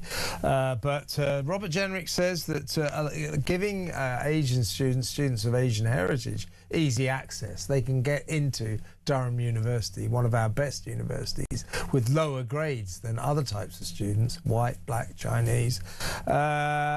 He says that's anti-white discrimination. Others might just say that's racism.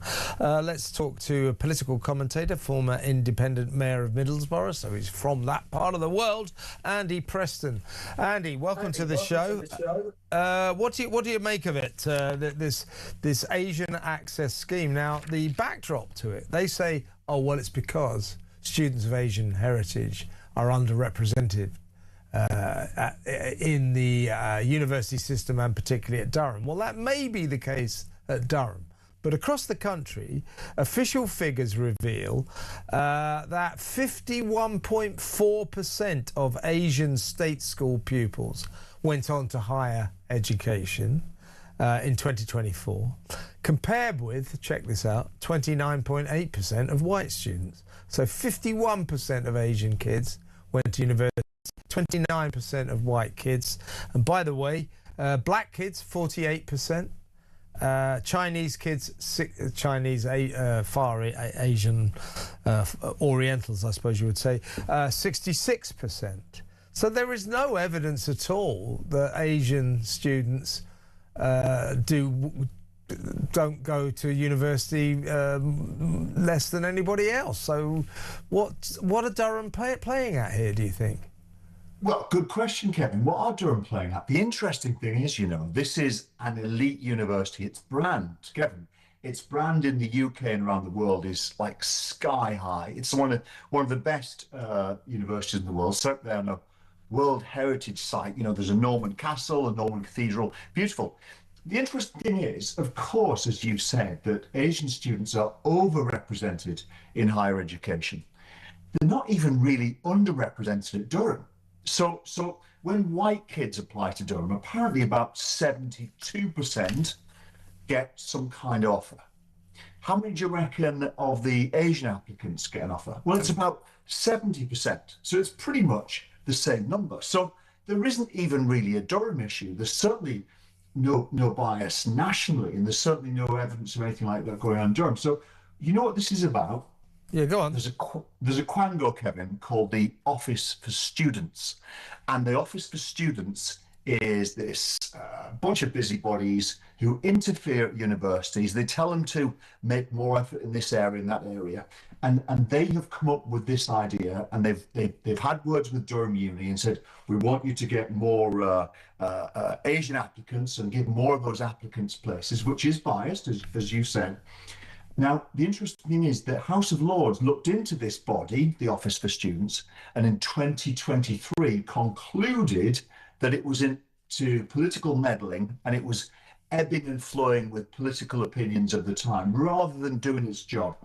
So there's no evidence. A brilliant uni is potentially damaging its international brand. Yeah, just to reiterate, folks, Durham University is offering special entry deals to kids of Asian heritage because they say they're underrepresented. Robert Jenrick, the Treasury spokesman for Reform UK, he said, Andy, it is bizarre that Durham University thinks it's sensible to lower the grades for British Asian students when they already outperform their British white counterparts. University admissions must treat students equally and stop trying to socially engineer outcomes by creating a two-tier system. He's got a point, hasn't he? He has a point. And that's what they're trying to do, Kevin. This is about engineering. They're trying to create this perfect world where actually, do you know what? They don't want it to be perfect. They don't want the right proportions of people to go. They want to make sure that not too many white people go. This is it's meddling, it's engineering, and the kids that are going to lose out are typically the poorer white kids that are now going to be prejudiced against. And Durham are going to blow a fantastic brand. They bring students from all over the world. It brings money into the country. It's really great. And as I say, I don't think it's the uni that wants to do this. It's the Office for Students, this quango that's meddling and engineering, has been criticised in the past. So does this really matter? I don't think it matters a lot, but for a classic uni like this, it could be the beginning of a downhill slope. And do you know what, Kevin? Durham have resisted so many of the woke agendas, and that's why as a uni it's prospered when others have actually faltered and gone by the wayside. And let's just hope that it doesn't fall victim of this trend. Let me, in fairness to Durham, let me bear with me, and I'm going to read out their statement. They said, we encourage applications from talented students of all backgrounds. Our admissions decisions are fair, non-discriminatory and based on published entry criteria. We agree with the Office of Students as part of our published access and participation plan that we would increase our numbers of British students of Asian heritage who are currently underrepresented at Durham, along with students from other underrepresented groups. Students on this programme are drawn from neighbourhoods with low progression rates to university. We make contextual offers to applicants from a range of backgrounds who demonstrate high academic achievement and successfully complete a programme of academic study at Durham. All of which is fine, but it doesn't pan out when they're saying, well, we've got to help the Asian kids because they're underrepresented.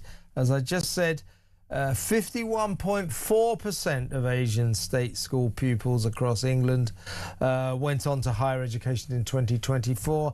29.8% of white British students went on to higher education. So the whole premise of Durham University's Asian Access programme doesn't seem to stand up. Doesn't make any sense. It's nonsense. It's dishonest. And Kevin, what we've got, to be blunt, around the country is too few white kids. I wouldn't say there's prejudice against white kids, but too few white kids going to uni. This is going to make that worse. It's going to make, if Durham decide to let more Asian kids in at the expense of white kids, the overrepresentation of Asian kids in higher education is going to get worse. The underrepresentation of white kids is going to deteriorate further. So we've got a problem. Look, frankly, if Durham want more Asian applicants, that's fine. That's legitimate. Go and market to them. Don't create a barrier and a hurdle and rule out other children. They should be going out and marketing, doing a better job. Having relaxed entry requirements is going to increase unfairness, disillusion a lot of white kids that will be denied places, and damage Durham's brilliant brand.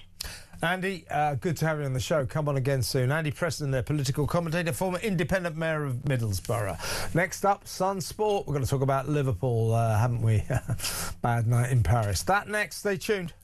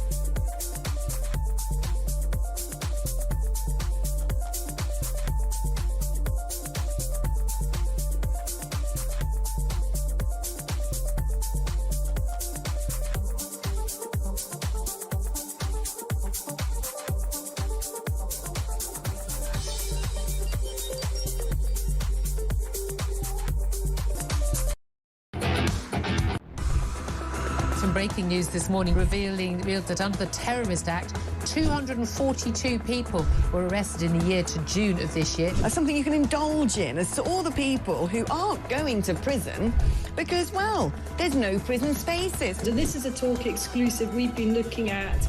I said, you take these cuffs off me and speak to me like a human being rather than a common criminal. You're just left wondering, does these people who lead us actually hate Britain? Yeah. Do they not love our country and everything that we've stood for?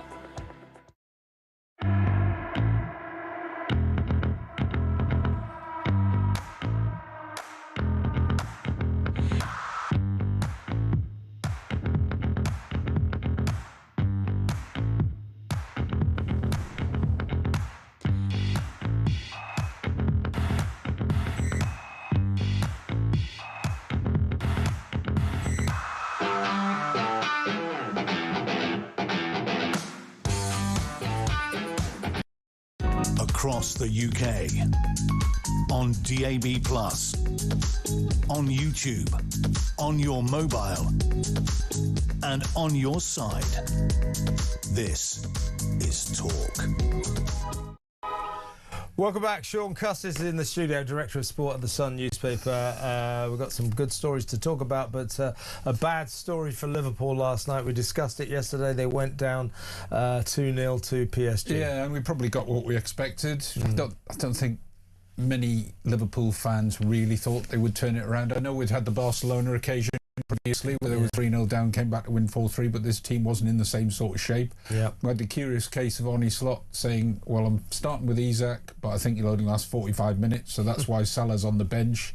That seemed a bit weird. Don't think Salah was too pleased about that. And then, of course, Ekitike suffered this terrible injury, and Salah had to come on earlier. And Ekitike is now going to be out for a long time, probably an ACL injury.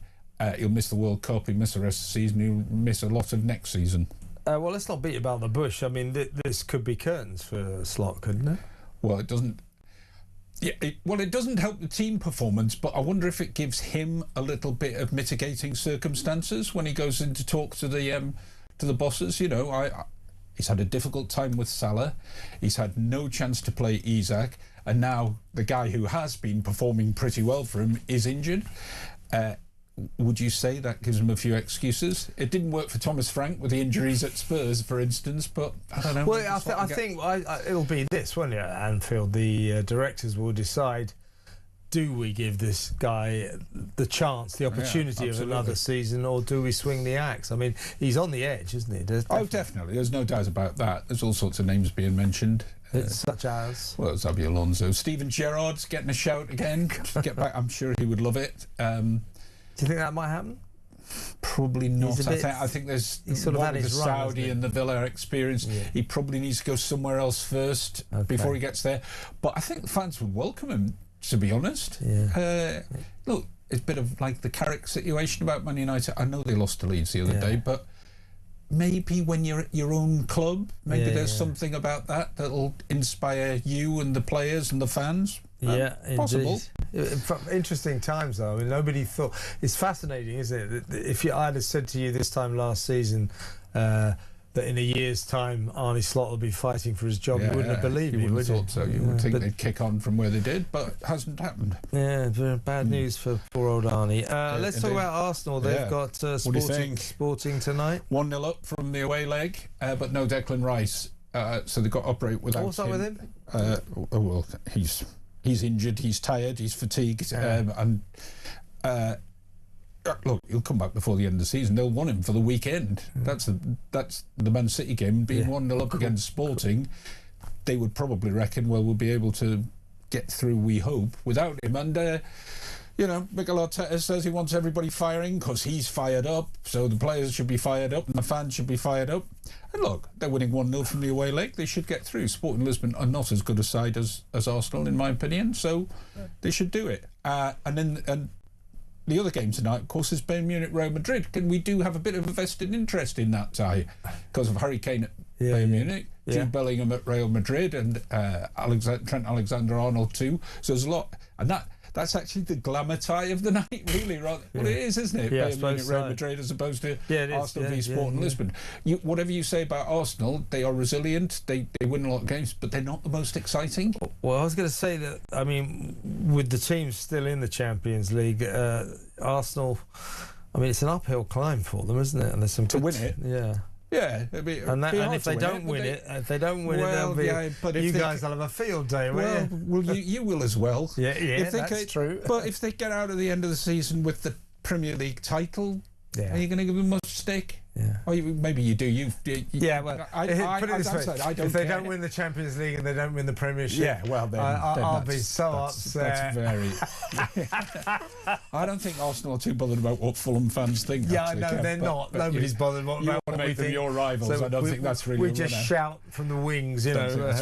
But you have achieved managing to get Fulham into it again tonight, which is good going, really. When we were talking about Champions League quarterfinals. Yeah, indeed. And I just didn't get a ticket for the Brentford game on Saturday, but there you are. Oh yeah, you were wondering about that yesterday. Well, I forgot. Small ground as well, difficult to get tickets. Well, you have to. I mean, you have to book your tickets early, the away tickets, particularly, because we all like to go for Brentford because we hate Brentford, you know. Do you? They're our main hate. Oh, they're your main hate. They're our main hate. So Arsenal's a bit made up. They sometimes spend the entire. I won't give you the full script, but the fans spend the entire game chanting, "F8 Brentford, F8 Brentford," and I go, well, "We're not playing Brentford," but they'll do it for 90 minutes. They will never stop. The hatred we feel at Craven Cottage for Brentford knows no bounds. Now, let's move on to golf. The Live Golf. Yeah. This is extraordinary. Its executives have been summoned to New York for an emergency meeting mid bombshell claims that the Rebel Tour will shut down imminently. What's going on? Yeah, it's been going around on social media. Started last night with some quite influential golf influencers saying that this was possible. A lot of the Live Golf hierarchy were at the Masters at the weekend. Yeah. They obviously maybe a year and a half ago there was talk of a merger with the PGA Tour. Yeah. That's being talked about again. Liv have spent so much money. I know we think Saudi money you can spend as much as you like because it doesn't matter, but even they are balking at the fact it's cost £4.5 billion so far for very little return. They thought they could get away with just not having any big television deals and all that, and just themselves they realised that they needed eyeballs from around the world. They haven't been getting it. 54 holes didn't work. They thought, well, we'll probably change to 72. It's 54. Liv stands for 54 holes in the Latin. Is that right? I never knew that. LIV. Yeah. You remember your Latin? Well, you know what they say, Sean. You know that if there's a massive earthquake and nobody sees it or hears it, did it actually happen? Same deal for a golf tournament. Yeah. If it's not televised, people just don't know about it. Well, I agree with you. And also, I think there were certain players who were starting to feel we're getting left out here. Yeah. And Brooks Koepka quit Liv to go back to the PGA Tour, as did Patrick Reed, not the most popular man, Patrick Reed, but he quit too. And there's been talk of others doing it too. Extraordinary. Sean Custis, thanks very much. Back in a moment with Brendan O'Neill. That next, stay tuned.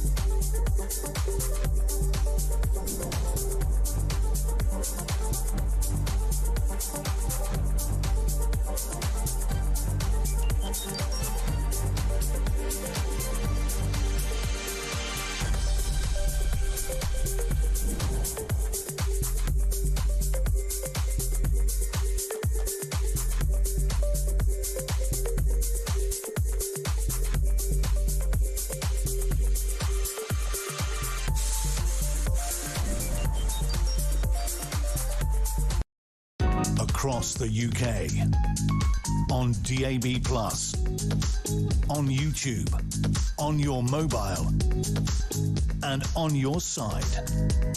This is Talk.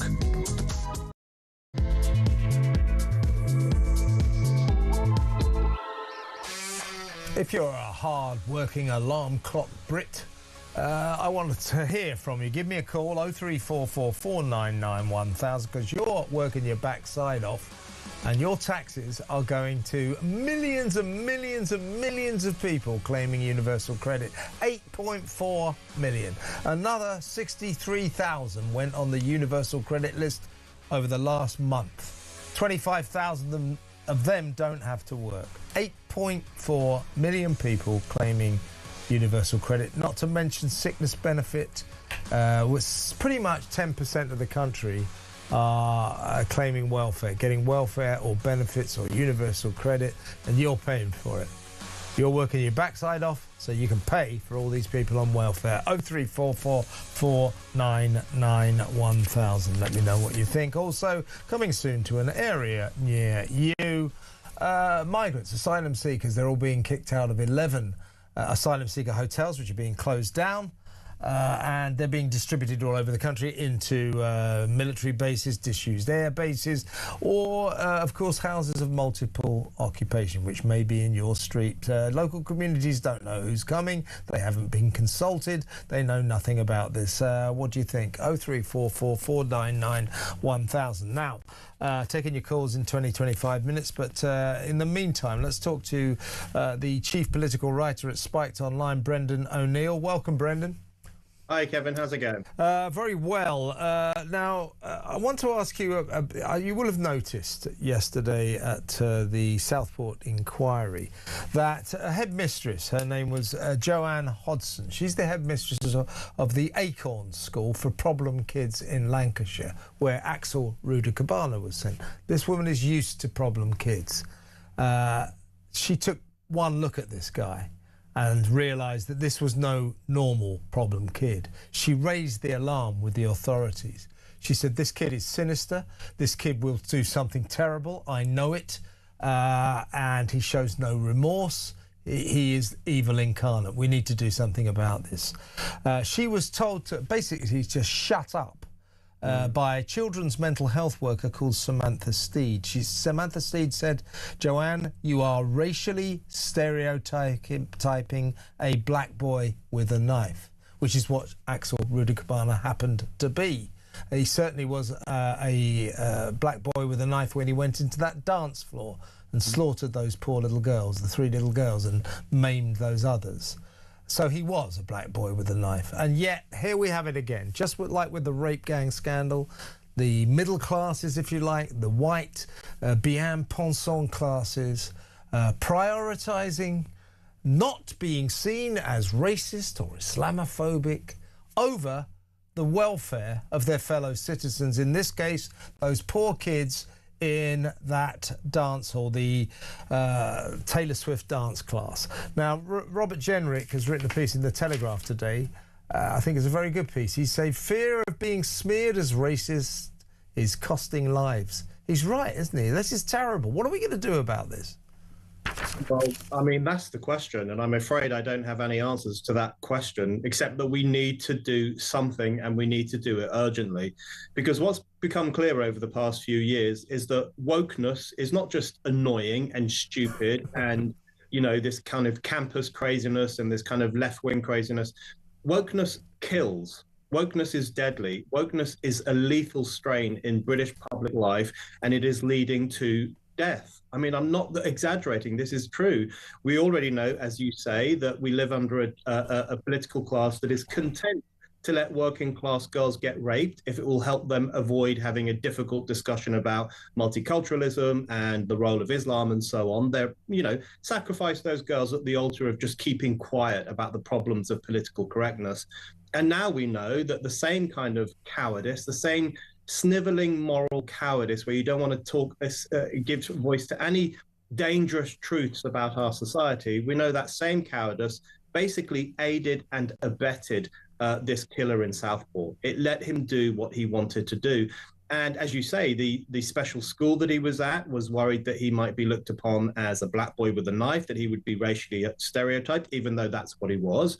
And also, we know that the system across the board failed catastrophically to stop him. He was given to Prevent 3 times. 3 times he was handed over to Prevent so they could look into his crazy behavior, and he was basically signed off every time. The mental health services didn't do anything to address his problematic behavior. The police found him on a bus with a knife, and he said, "I want to stab someone," and they brought him home to his parents and said, "Our advice is hide your knives." Every wing of the state failed catastrophically, and as a consequence, 3 girls are dead. There couldn't be a more serious scandal. And Sir Adrian Fulford, the chairman of the Southport inquiry, said that this fear of being labelled racist among the authorities and the agencies who dealt with Axel Rudakabana toned down their entire approach to this monster. He was a monster. There was something particularly evil about this kid. But he was treated with kid gloves by middle-class people from the various agencies and authorities who feared that were they to get tough with him, they might be labelled as racist. As you say, same syndrome in the rape gang inquiry, and we've got to stop this. We've got to stop it now. As Matt Goodwin, the Reform UK candidate, wrote in his book he called it the suicidal empathy of the virtue signalling middle classes. And it's a good phrase, and it sums it up. This empathy, this crazed empathy we're showing for people like Axel Rudakabana or Victor Calconi in Nottingham, because they're people of colour, is leading to death and destruction. It's insane. You know what's really sickening? You're absolutely right. We had the Nottingham killer, the Southport killer, and of course the rape gang scandal. And there are many other instances where social workers or police or others have not wanted to investigate instances of child abuse or domestic abuse because they don't want to be seen as racist and so on. There are countless incidents of this over the past few years. And the really sickening thing is that the kind of middle class left, the kind of influential chattering classes who are at the forefront of this moral cowardice, it's very rarely them who suffer the consequences of their deranged politics. It's not their leafy communities that are being beset by violence or rape or the kind of racial hatred that those Muslim grooming gangs visited upon those working class girls. It's not their communities that are being torn apart by this. You know, they live in pretty safe communities. Well, multiculturalism kind of works because it just means having a nice exotic meal and being friends with people from different parts of the world. For them, it's fine. They don't suffer the consequences of their policies. But for other people, like working class girls in Southport who just want to learn how to dance like Taylor Swift, or vulnerable girls up in the north of the country and the Midlands who were raped by gangs and ignored by the police and the political establishment, it's those people who suffer. Or think about the protests outside migrant hotels. There's a reason those protests were led in large part by working class mums and working class girls, because they know that they are at the cutting edge of this social experiment. They know they are the ones who will pay the price of the lunacy of the establishment. So this is a real problem that we face. And the reason the political class doesn't take it seriously is because they're not the ones suffering the consequences. Well, I'm glad you brought up the migrant crisis, because the story's emerged today that the government is closing down 11 asylum seeker hotels, and 10,000 migrants will be distributed to new, cheaper accommodation around the country in the form of military camps, disused air bases, but also many, many houses of multiple occupation. In other words, coming soon to a street near you, coming soon maybe to a house next door to you. Now, local communities are furious about this because the government, which seems to believe that if they can say to us, hey, listen, we found a cheaper way to put these people up, that we'll all go, oh, great, well, that's the problem solved.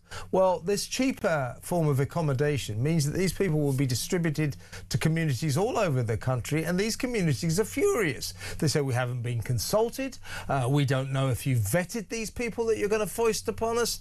What the hell is going on? And the government just says, well, this is a much cheaper way of doing it, and the government is working, to cure the ills left by the Tories and all that claptrap.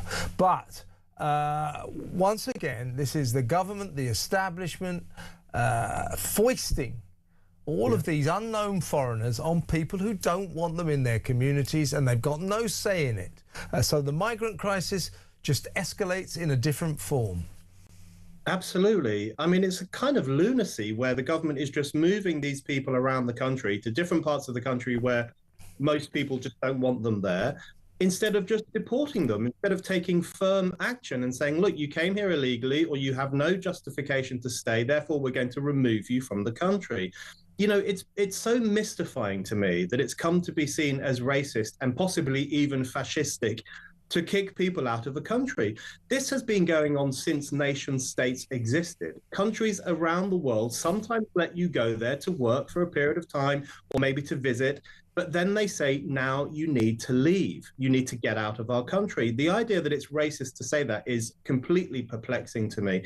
But, the other thing is the government knows that it is endangering certain communities. It knows this for a fact. And I'll tell you why it knows this, because the government's advice is don't travel to Afghanistan.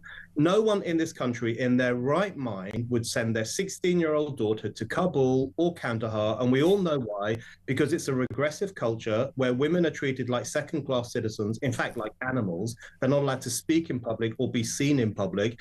The men there have regressive views of women. They're often anti-Semitic.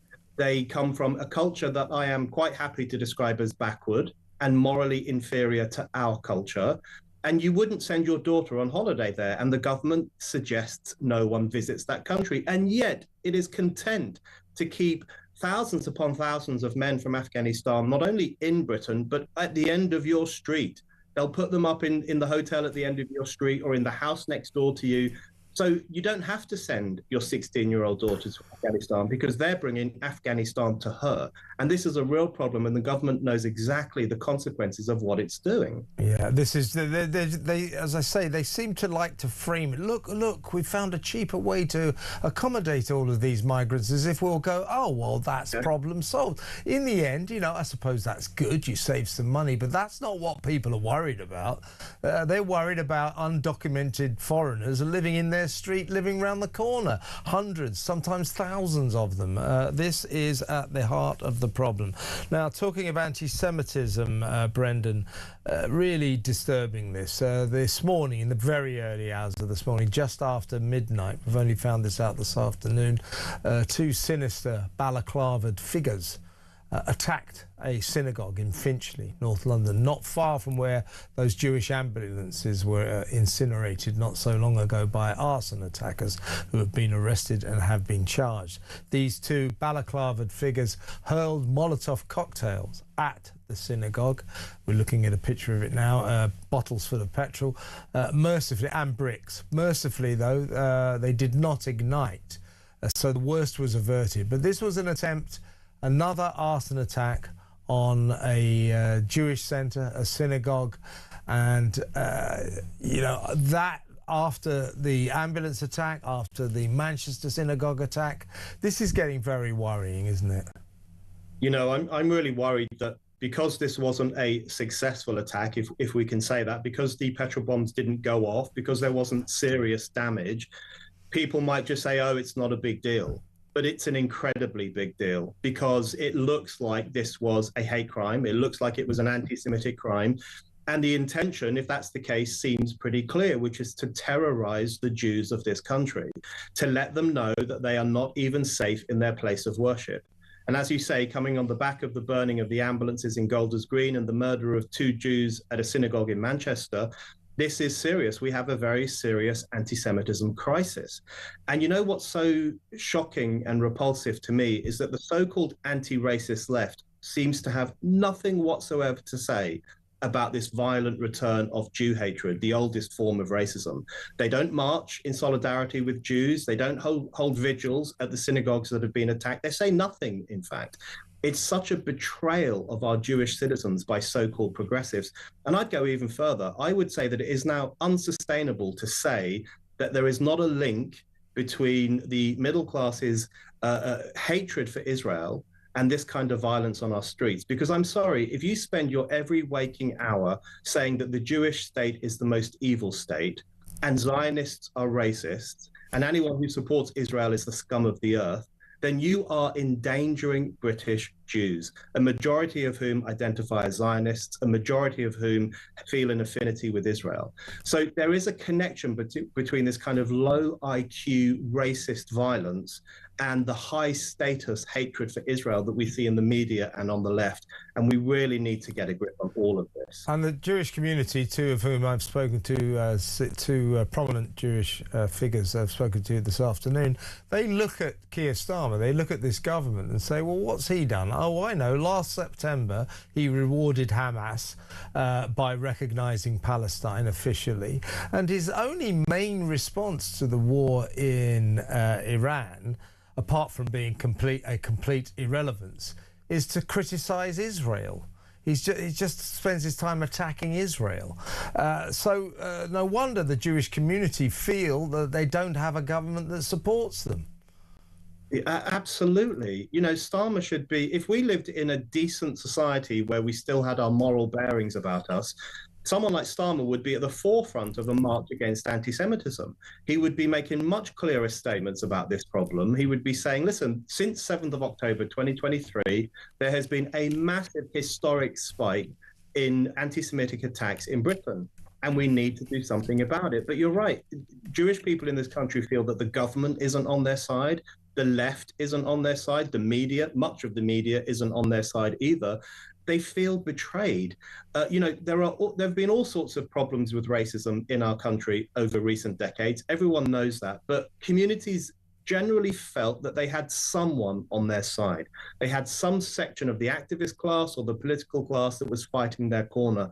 Jewish people right now feel that they don't have that.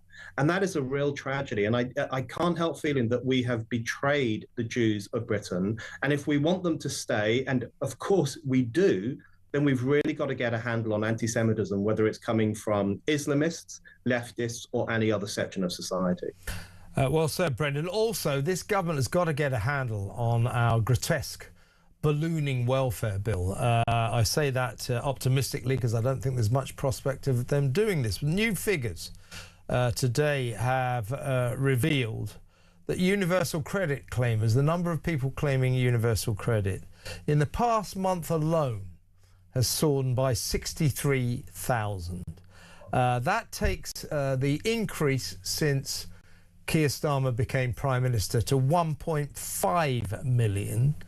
Over the past year, it's rocketed by nearly 1 million. Altogether now, 8.4 million Brits are on universal credit. 4.2 million are claiming sickness benefit. And on this list of shame goes. Meanwhile, we have Lord Robertson, George Robertson, former Labour Defence Secretary, former Chief of NATO, saying, look, we need to defend ourselves. This country, what did he say? It's undefended, under resources and under resourced, under attack, and not safe. This is a former Labour Defence Secretary, and he's saying the reason is we're not spending any money on defence is because we're spending it all on welfare. That's got to stop. Meanwhile, you've got Rachel Reeves, the Chancellor, going over to Washington going, oh, well, you know, the problem is it's that Iran war. That's why we can't help people at the pumps. That's why we can't help people, you know, in the oil shortage crisis. Well, no, the reason you can't help people, like they are, by the way, in Ireland and Italy, other countries are using their resources to reduce fuel duty, to make life a little easier for people in the crisis of the Iran war. We're not able to because we're spending £330 billion a year on welfare and drastically rising. It's rocketing our bill. And also we're wasting a load of money on net zero. So when our politicians go, oh, it's not us, it's Donald Trump and his mad war, it's Iran. It's not. It's their crazy policies. It's welfare and net zero. This government, it's insane the way it approaches all of this. You know, you're absolutely right. The reason we are more susceptible than other nations to global shocks like the Iran war is precisely because of the mismanagement of this government and, in fact, previous governments as well. They haven't made us energy independent. In fact, quite the opposite. They've all been chasing the lunatic policy of net zero. They haven't built, they haven't brought back manufacturing or invested in nuclear in any meaningful way. And as you say, they are spaffing so much money on welfare, on the welfareism bill. This is a very serious situation because so many working people in this country feel like they are being stitched up because they know when they go out every morning at 7 a.m. or 8 a.m., whatever time they get up, that they're working not only for themselves and their family, but also for other people who don't work. They know that their money is being used to finance the lifestyles of people who claim to be ill or claim to be suffering from some fashionable mental ailment that prevents them from working, or people who simply don't want to work, or people who have more kids than they can afford to have. Everyone up and down this country who is still earning an honest living knows that they are having to pay for those people's lifestyles as well. It is so catastrophically unfair. You know, I think we do need a welfare system for when people are really down on their luck. Of course. Or they can't find work for a period of time, or, of course, if they are unable to work through disability or serious illness. That's the civilized notion of a welfare state, but it has ballooned into something beyond recognition. It has now become a way of life. It's a system that almost incentivizes people not to work, and that is unfair on people who do work, and it is leaving lots of people, putting them out to pasture and saying you don't have to work. It's really bad for the nation. It really, really is. Brendan, it's always fantastic to have him on the show. Thank you so much for your time. Brendan O'Neill, the brilliant chief political writer at Spiked Online. We're going to go to break now. We're going to take some calls. 03444991000. Get on the phone. Let's talk. It's good to talk on Talk. Then we're going to talk about old Harry, old Ginger Nuts. He's down there in Australia on his pretend royal tour down under with Meghan. She's going to be a judge on Australian MasterChef. Why? Can't cook. So we're going to talk about Harry and fatherhood. He's been making some very strange comments about fatherhood. He said, I don't want to be, I'm not judging. But I want to be a better parent than my dad. That sounds to me like he's judging. What a snidey little thing to say. Horrible, snidey thing to say about your dad. Well, anyway, we'll talk about his therapy and his nonsense about transformational experiences. I'll tell you, that guy's been in California too long, and I know what I'm talking about on that respect. Let's go to break. Your calls next.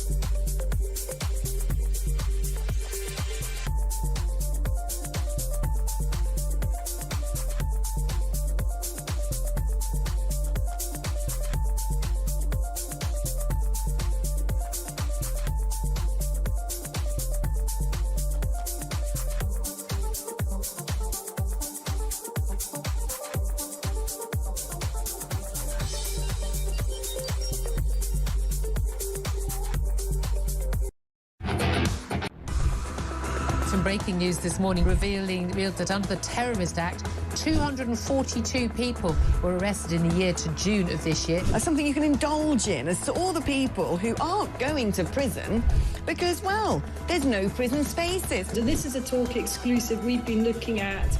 I said, you take these cuffs off me and speak to me like a human being rather than a common criminal. You're just left wondering, do these people who lead us actually hate Britain? Yeah. Do they not love our country and everything that we've stood for? Across the UK, on DAB+, on YouTube, on your mobile, and on your side. This is Talk. Welcome back. Let's play a voice note. This is Carl on Migrant Hotels. My concerns regarding closing these hotels, like you say, is basically they're all being moved into our towns. The ones that are being moved into the barracks, they're not being detained, so they can just wander around the towns. So it's pretty much pointless. And a lot of them are being moved into HMOs and also terraced housing through private landlords paid for by Circle at ridiculous rents, which is pushing rents up for British citizens, and it's also creating an housing shortage. So there's less rented accommodation out there, and the rented accommodation there is, the rent is far too high. So once again, the British citizens of this country are getting penalised to make way for people who put absolutely nothing into the system. Well said, Carl. I mean, yeah, we're going to take some more calls, in a few minutes. So please get me a call in 03444991000. 10,000, and that number's going to go up. 10,000 migrants are going to be distributed all over the country. I mean, they could literally be coming to your street. Houses of multiple occupation. But as Carl says, so take Crowborough down in East Sussex, for example, where they're still protesting about their local army training camp being turned into an accommodation centre for asylum seekers. That army training centre is like right in the middle of the town. So, they're going to get suddenly 550 young men, they're all male, going to be there, suddenly living among them. They don't know anything about them. They don't know if they've been vetted. The answer is they won't have been. And they're angry. They're fed up. So the government is just foisting these unknown foreigners, these undocumented, mostly young men, many of whom can barely speak English, onto communities, unsuspecting communities, who haven't been consulted. They don't know anything about it. This is outrageous, isn't it?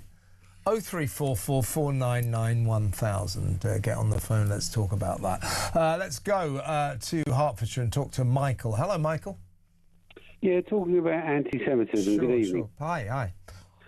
Number of things that could be done, but Starmer can't do anything with anything, as we know. Teachers going into schools wearing Palestinian badges. That doesn't help, does it? Doesn't help. Shouldn't be allowed. Billions being poured into Europe from Iran and the other country that's involved, Qatar. Yeah. Billions to pay professional protesters. It's just absolutely ridiculous what goes on. And these hate imams that are actually videoed and nothing's done about it. Yeah, that's a really good point, Michael, because when we were doing talkTV here at Talk Towers, I remember we had a big investigation. And we had about 7 or 8 mosques around the country with these hate preachers, calling for the death of Jews, the annihilation of Israel, all this, a real hate speech from the pulpit, if you like. And we exposed all these, and we reported them all to the police, and they all said, yes, steps will be taken. I don't think anything ever happened to any of them. So it's kind of this hate preaching, this anti-Israel hate preaching is basically tolerated. Absolutely. And can I just say one other thing?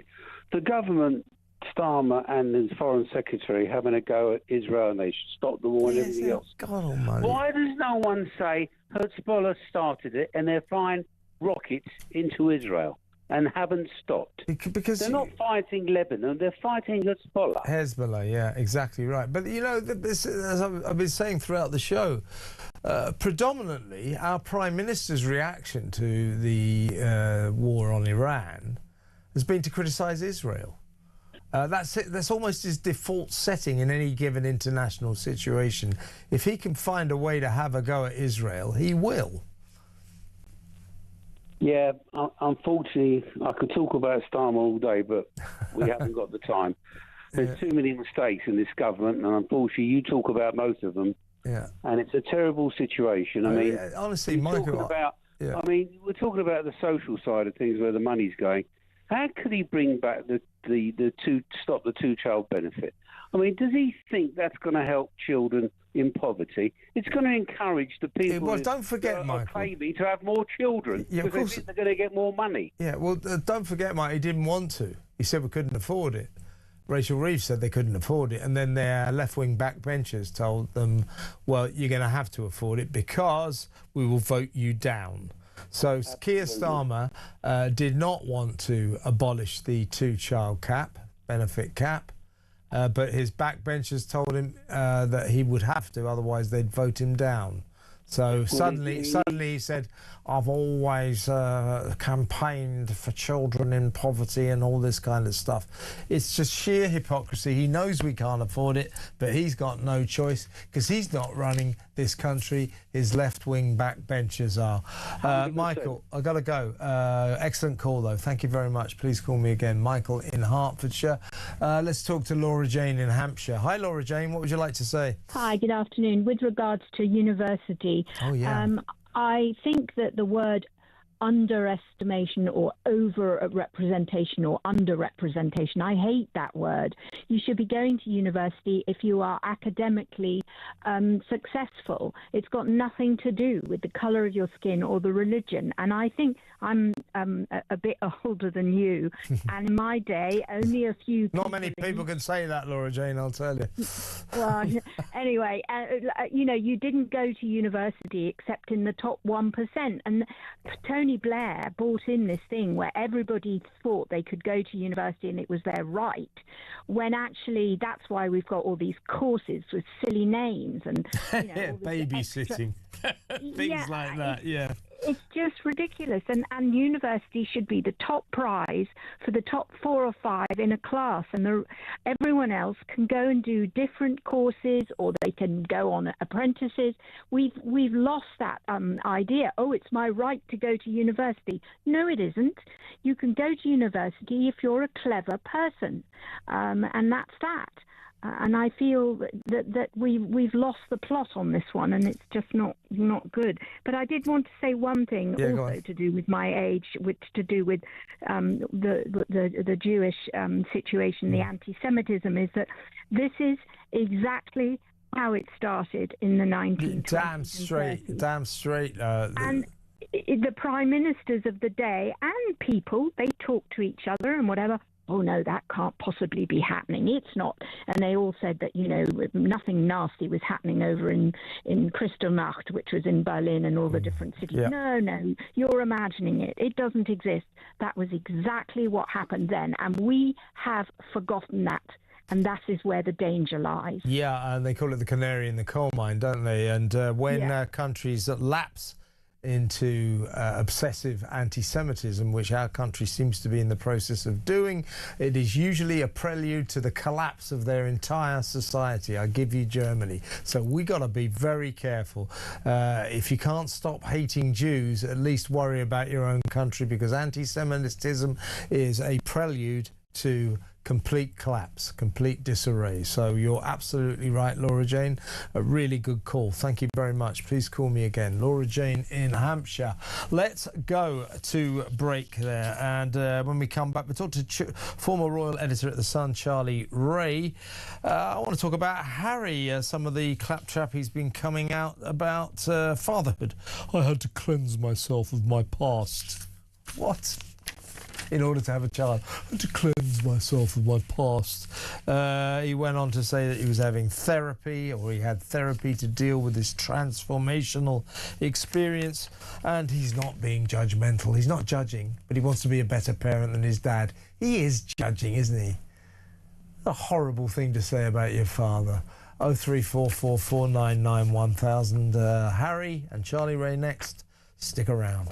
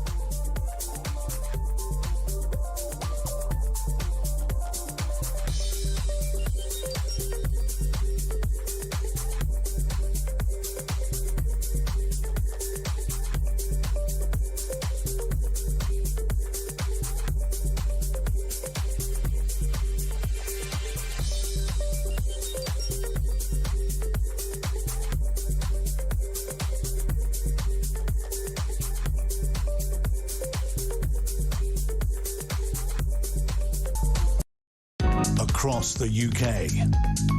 On DAB+, on YouTube, on your mobile, and on your side. This is Talk. Welcome back. Now, let's talk about Prince Harry. He's down under on that weird pretend royal tour of Australia with Meghan. Meghan's going to be a judge on Australian MasterChef as well, apparently. No one knows why, because we all saw With Love Meghan and she can't cook, so I don't know what she's doing on that show. But they're down in Australia pretending to be the King and Queen of California on a regal visit, but in fact they're just making money. But along the way, you know, old Harry has turned up at a symposium for psychosocial safety at work. Can't imagine why they couldn't sell the tickets for that. But he's been talking about his favourite subject, mental health. He's been talking about the incredible transformational experience of becoming a father.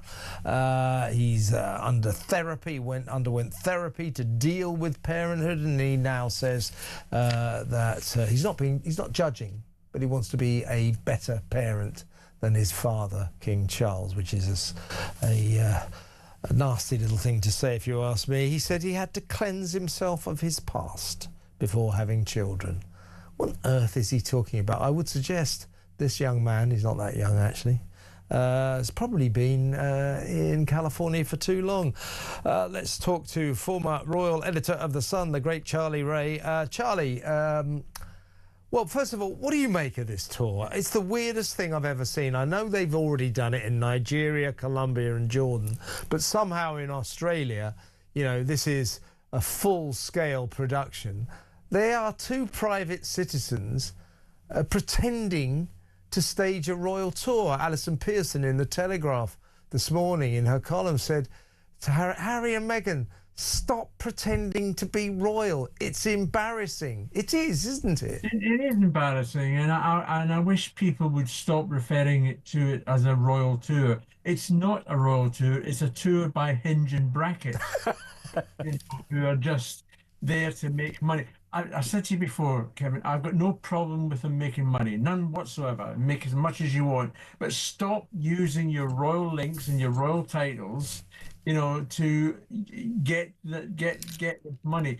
I mean, we saw that clip from Australia MasterChef where that presenter seemed to be floating on air and going doolally. Oh, it's Meghan, Duchess of Sussex.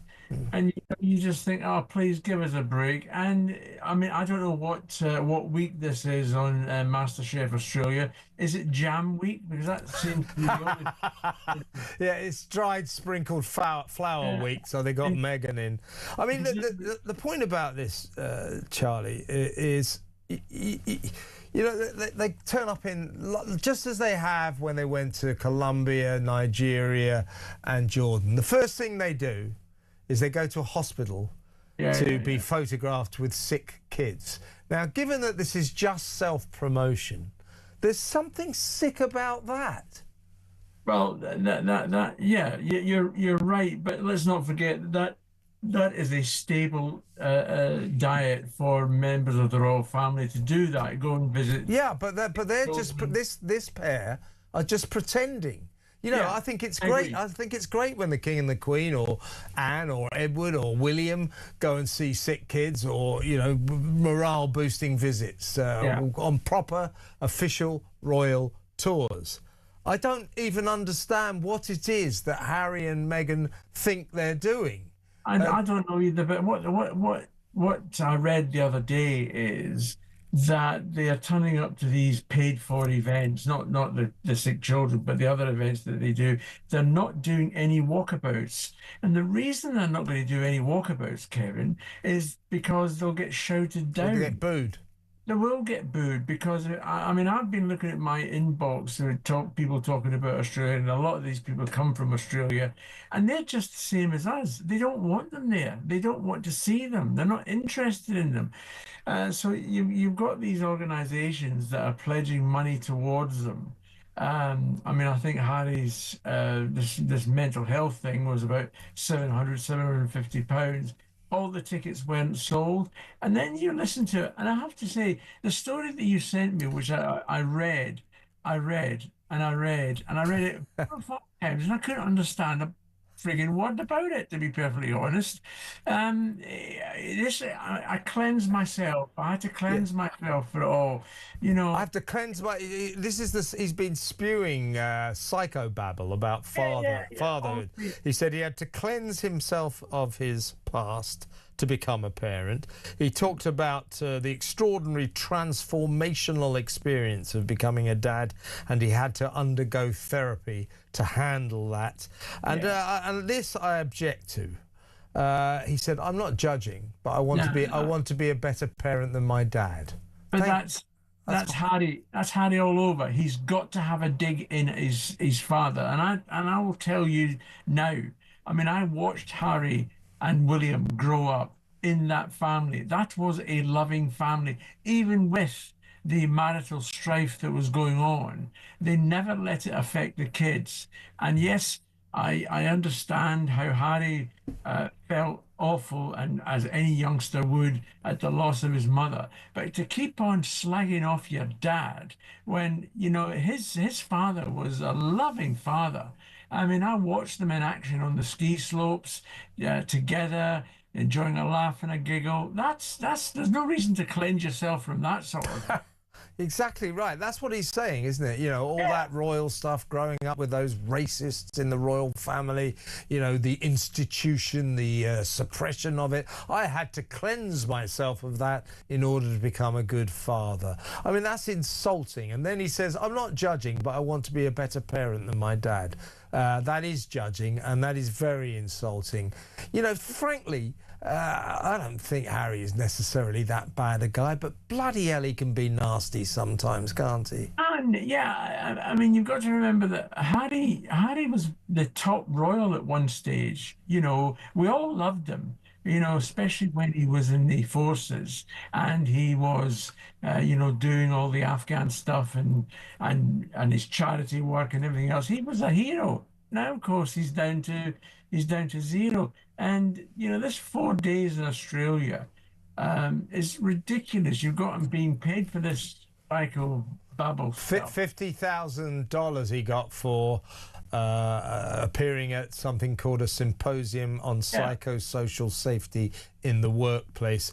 Unsurprisingly, they couldn't sell the tickets. And I wonder how much Meghan is getting. $250,000 to appear at that hotel for the 3-day girls' weekend. Yeah, and even there, the tickets aren't going that well. I mean, it's going to be, you know, a fireside chat with 300 people. And the picture you're going to have, this includes for those who are actually physically there, you're going to have a picture taken with the Duchess, but it's not a picture of just you and her. It's a picture of you and 9 other people and her. Yeah. You know, that doesn't sound like a great spend of your money, to be perfectly honest. You know. I mean, this is what I think. This is I don't want to sound snobbish, but I'm probably but I'm probably going to. I see this woman, Meghan Markle, kneeling down and, you know, being photographed with sick children, and then going to, you know, a refuge for the homeless to philanthropically be photographed, always filmed, you know, cooking them meals, you know, like, you know, the Queen or like Kate and William, etc., etc. And I look at her and I think, wait a minute, aren't you a former game show glamour girl on Deal or No Deal in Hollywood? Aren't you a former sort of bit part cable show actress? What are you doing? You know, who do you think you are, posing for these pictures with sick children? What on earth does she think she's playing at? See, this is vastly different to the actual proper royal tour that they did in 2018. Yeah.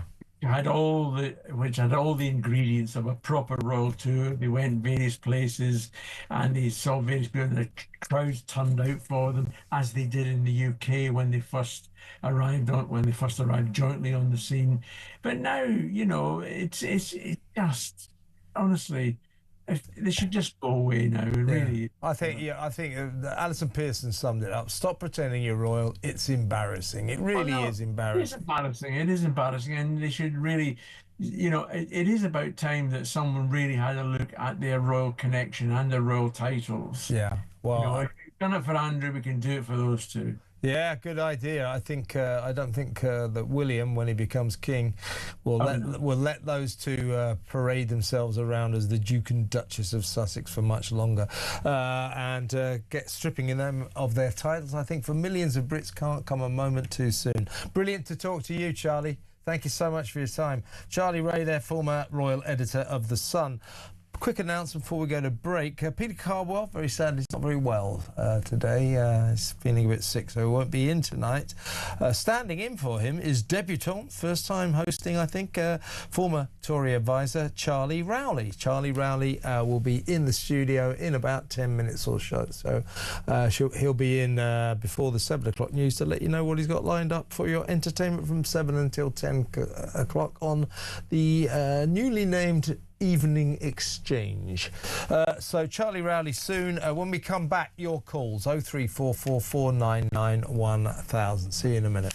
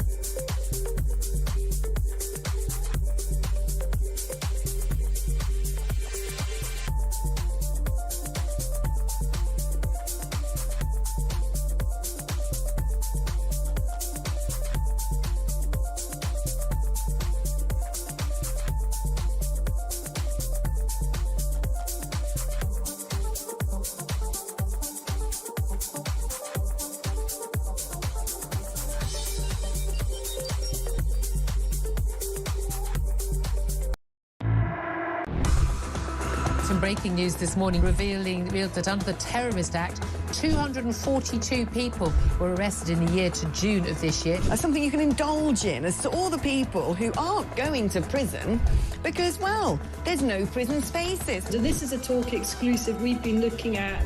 I said, you take these cuffs off me and speak to me like a human being rather than a common criminal. You're just left wondering, does these people who lead us actually hate Britain? Yeah. Do they not love our country and everything that we've stood for?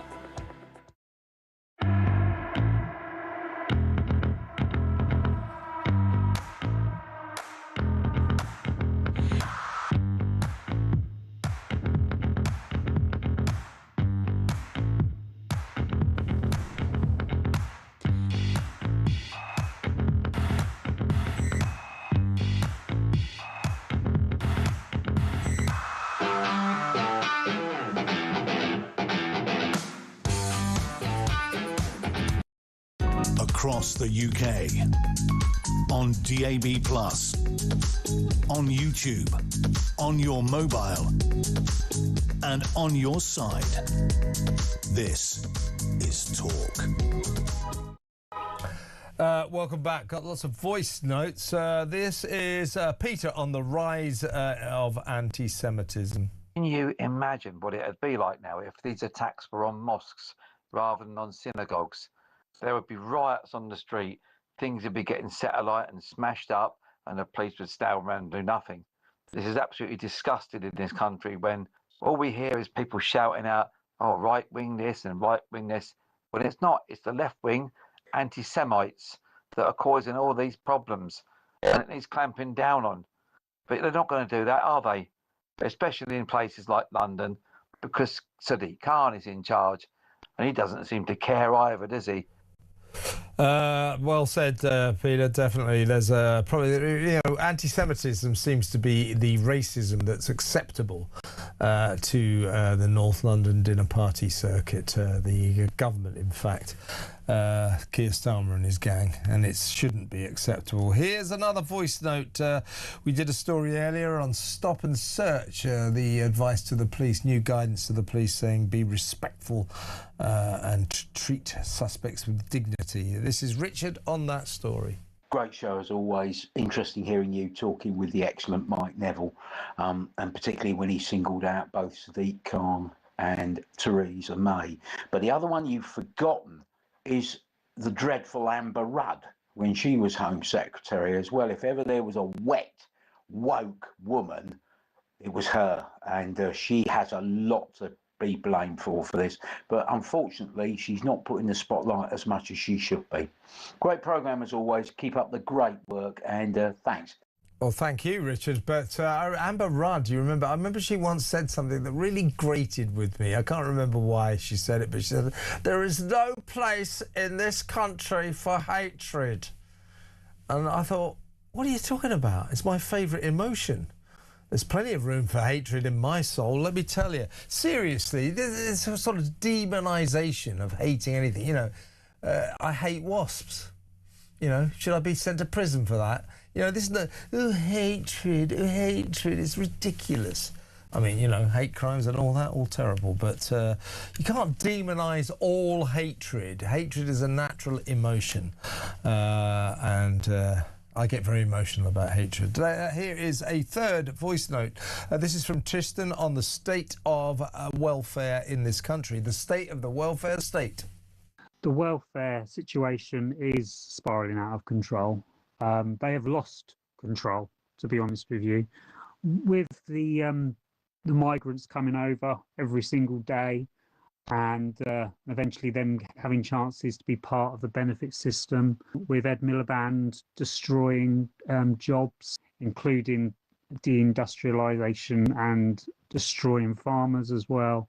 You know, I'm not defending it, but the thing is that's the reason why people are losing jobs. Energy bills go up, domestic, businesses go bust, people lose their jobs. It's just a perfect storm. And this government have no idea what they're doing in every single which way. And it's just a disgrace, to be honest with you. It really is. The country is going to the dog. Tristan, well said. I mean, you call it the perfect storm, and you're right, but probably a better way to describe it is the imperfect storm. But certainly this country is going fast to hell in a handcart. Got a really moving message here from Rachel. She said, "Hi Kev, I live in a nice quiet Victorian townhouse in Barnsley town centre. Next door was converted into a house of multiple occupation 8 years ago. Currently the landlord has packed it full of asylum seekers. The backyard is like the third world, full of rubbish. They've broken the fencing. They cook horrible, acrid smelling barbecues at all hours. They come and go at all hours. None speak English. They sit on their patio shouting in Arabic. Our lives are miserable. My nerves are shattered. We have no choice but to sell up and leave, and we will lose money on our property. This is the reality." That's from Rachel in Barnsley. Listen to that. That's kind of sums it up, doesn't it? So, you know, they're redistributing 10,000 migrants coming soon to a street near you. I've got lots and lots of messages I should read. I saw one that amused me. This is from James in Plymouth. When royalty visit other countries, it's a tour. When private citizens like Hazza and Meggs visit other countries, it's a holiday. Nothing to see here. It's not a holiday, it's a business trip. They're performing, singing for their supper, they're making speeches, they're going hosting weekends at hotels for money. She's getting $250,000 to be the main attraction at this girls' weekend at a Sydney hotel. He got $50,000 to make a speech in Melbourne about psychosocial safety at work. Really sorry I missed that one, but there you are. Well, guess who's in the studio? It is Charlie Rowley, making his debut. Welcome. Thank you very much. I've been called worse names, so I'll take Charlie Ray. I'll take anything. Charlie Rowley. Well, what have you got lined up for your first show? Well, it's jam-packed today because of the news stories that we've been talking about all throughout the day. We've got Donald Trump threatening the UK trade deal with UK. This is on the back of Rachel Reeves criticising Donald Trump, saying that there wasn't an exit plan, there wasn't a strategy for the war in Iran. So, the war words continue between the UK and the US. Our relationship isn't getting any stronger there, is it? That's right. The president threatening to rearrange the trade deal because Starmer's been no help to him in Iran. Exactly.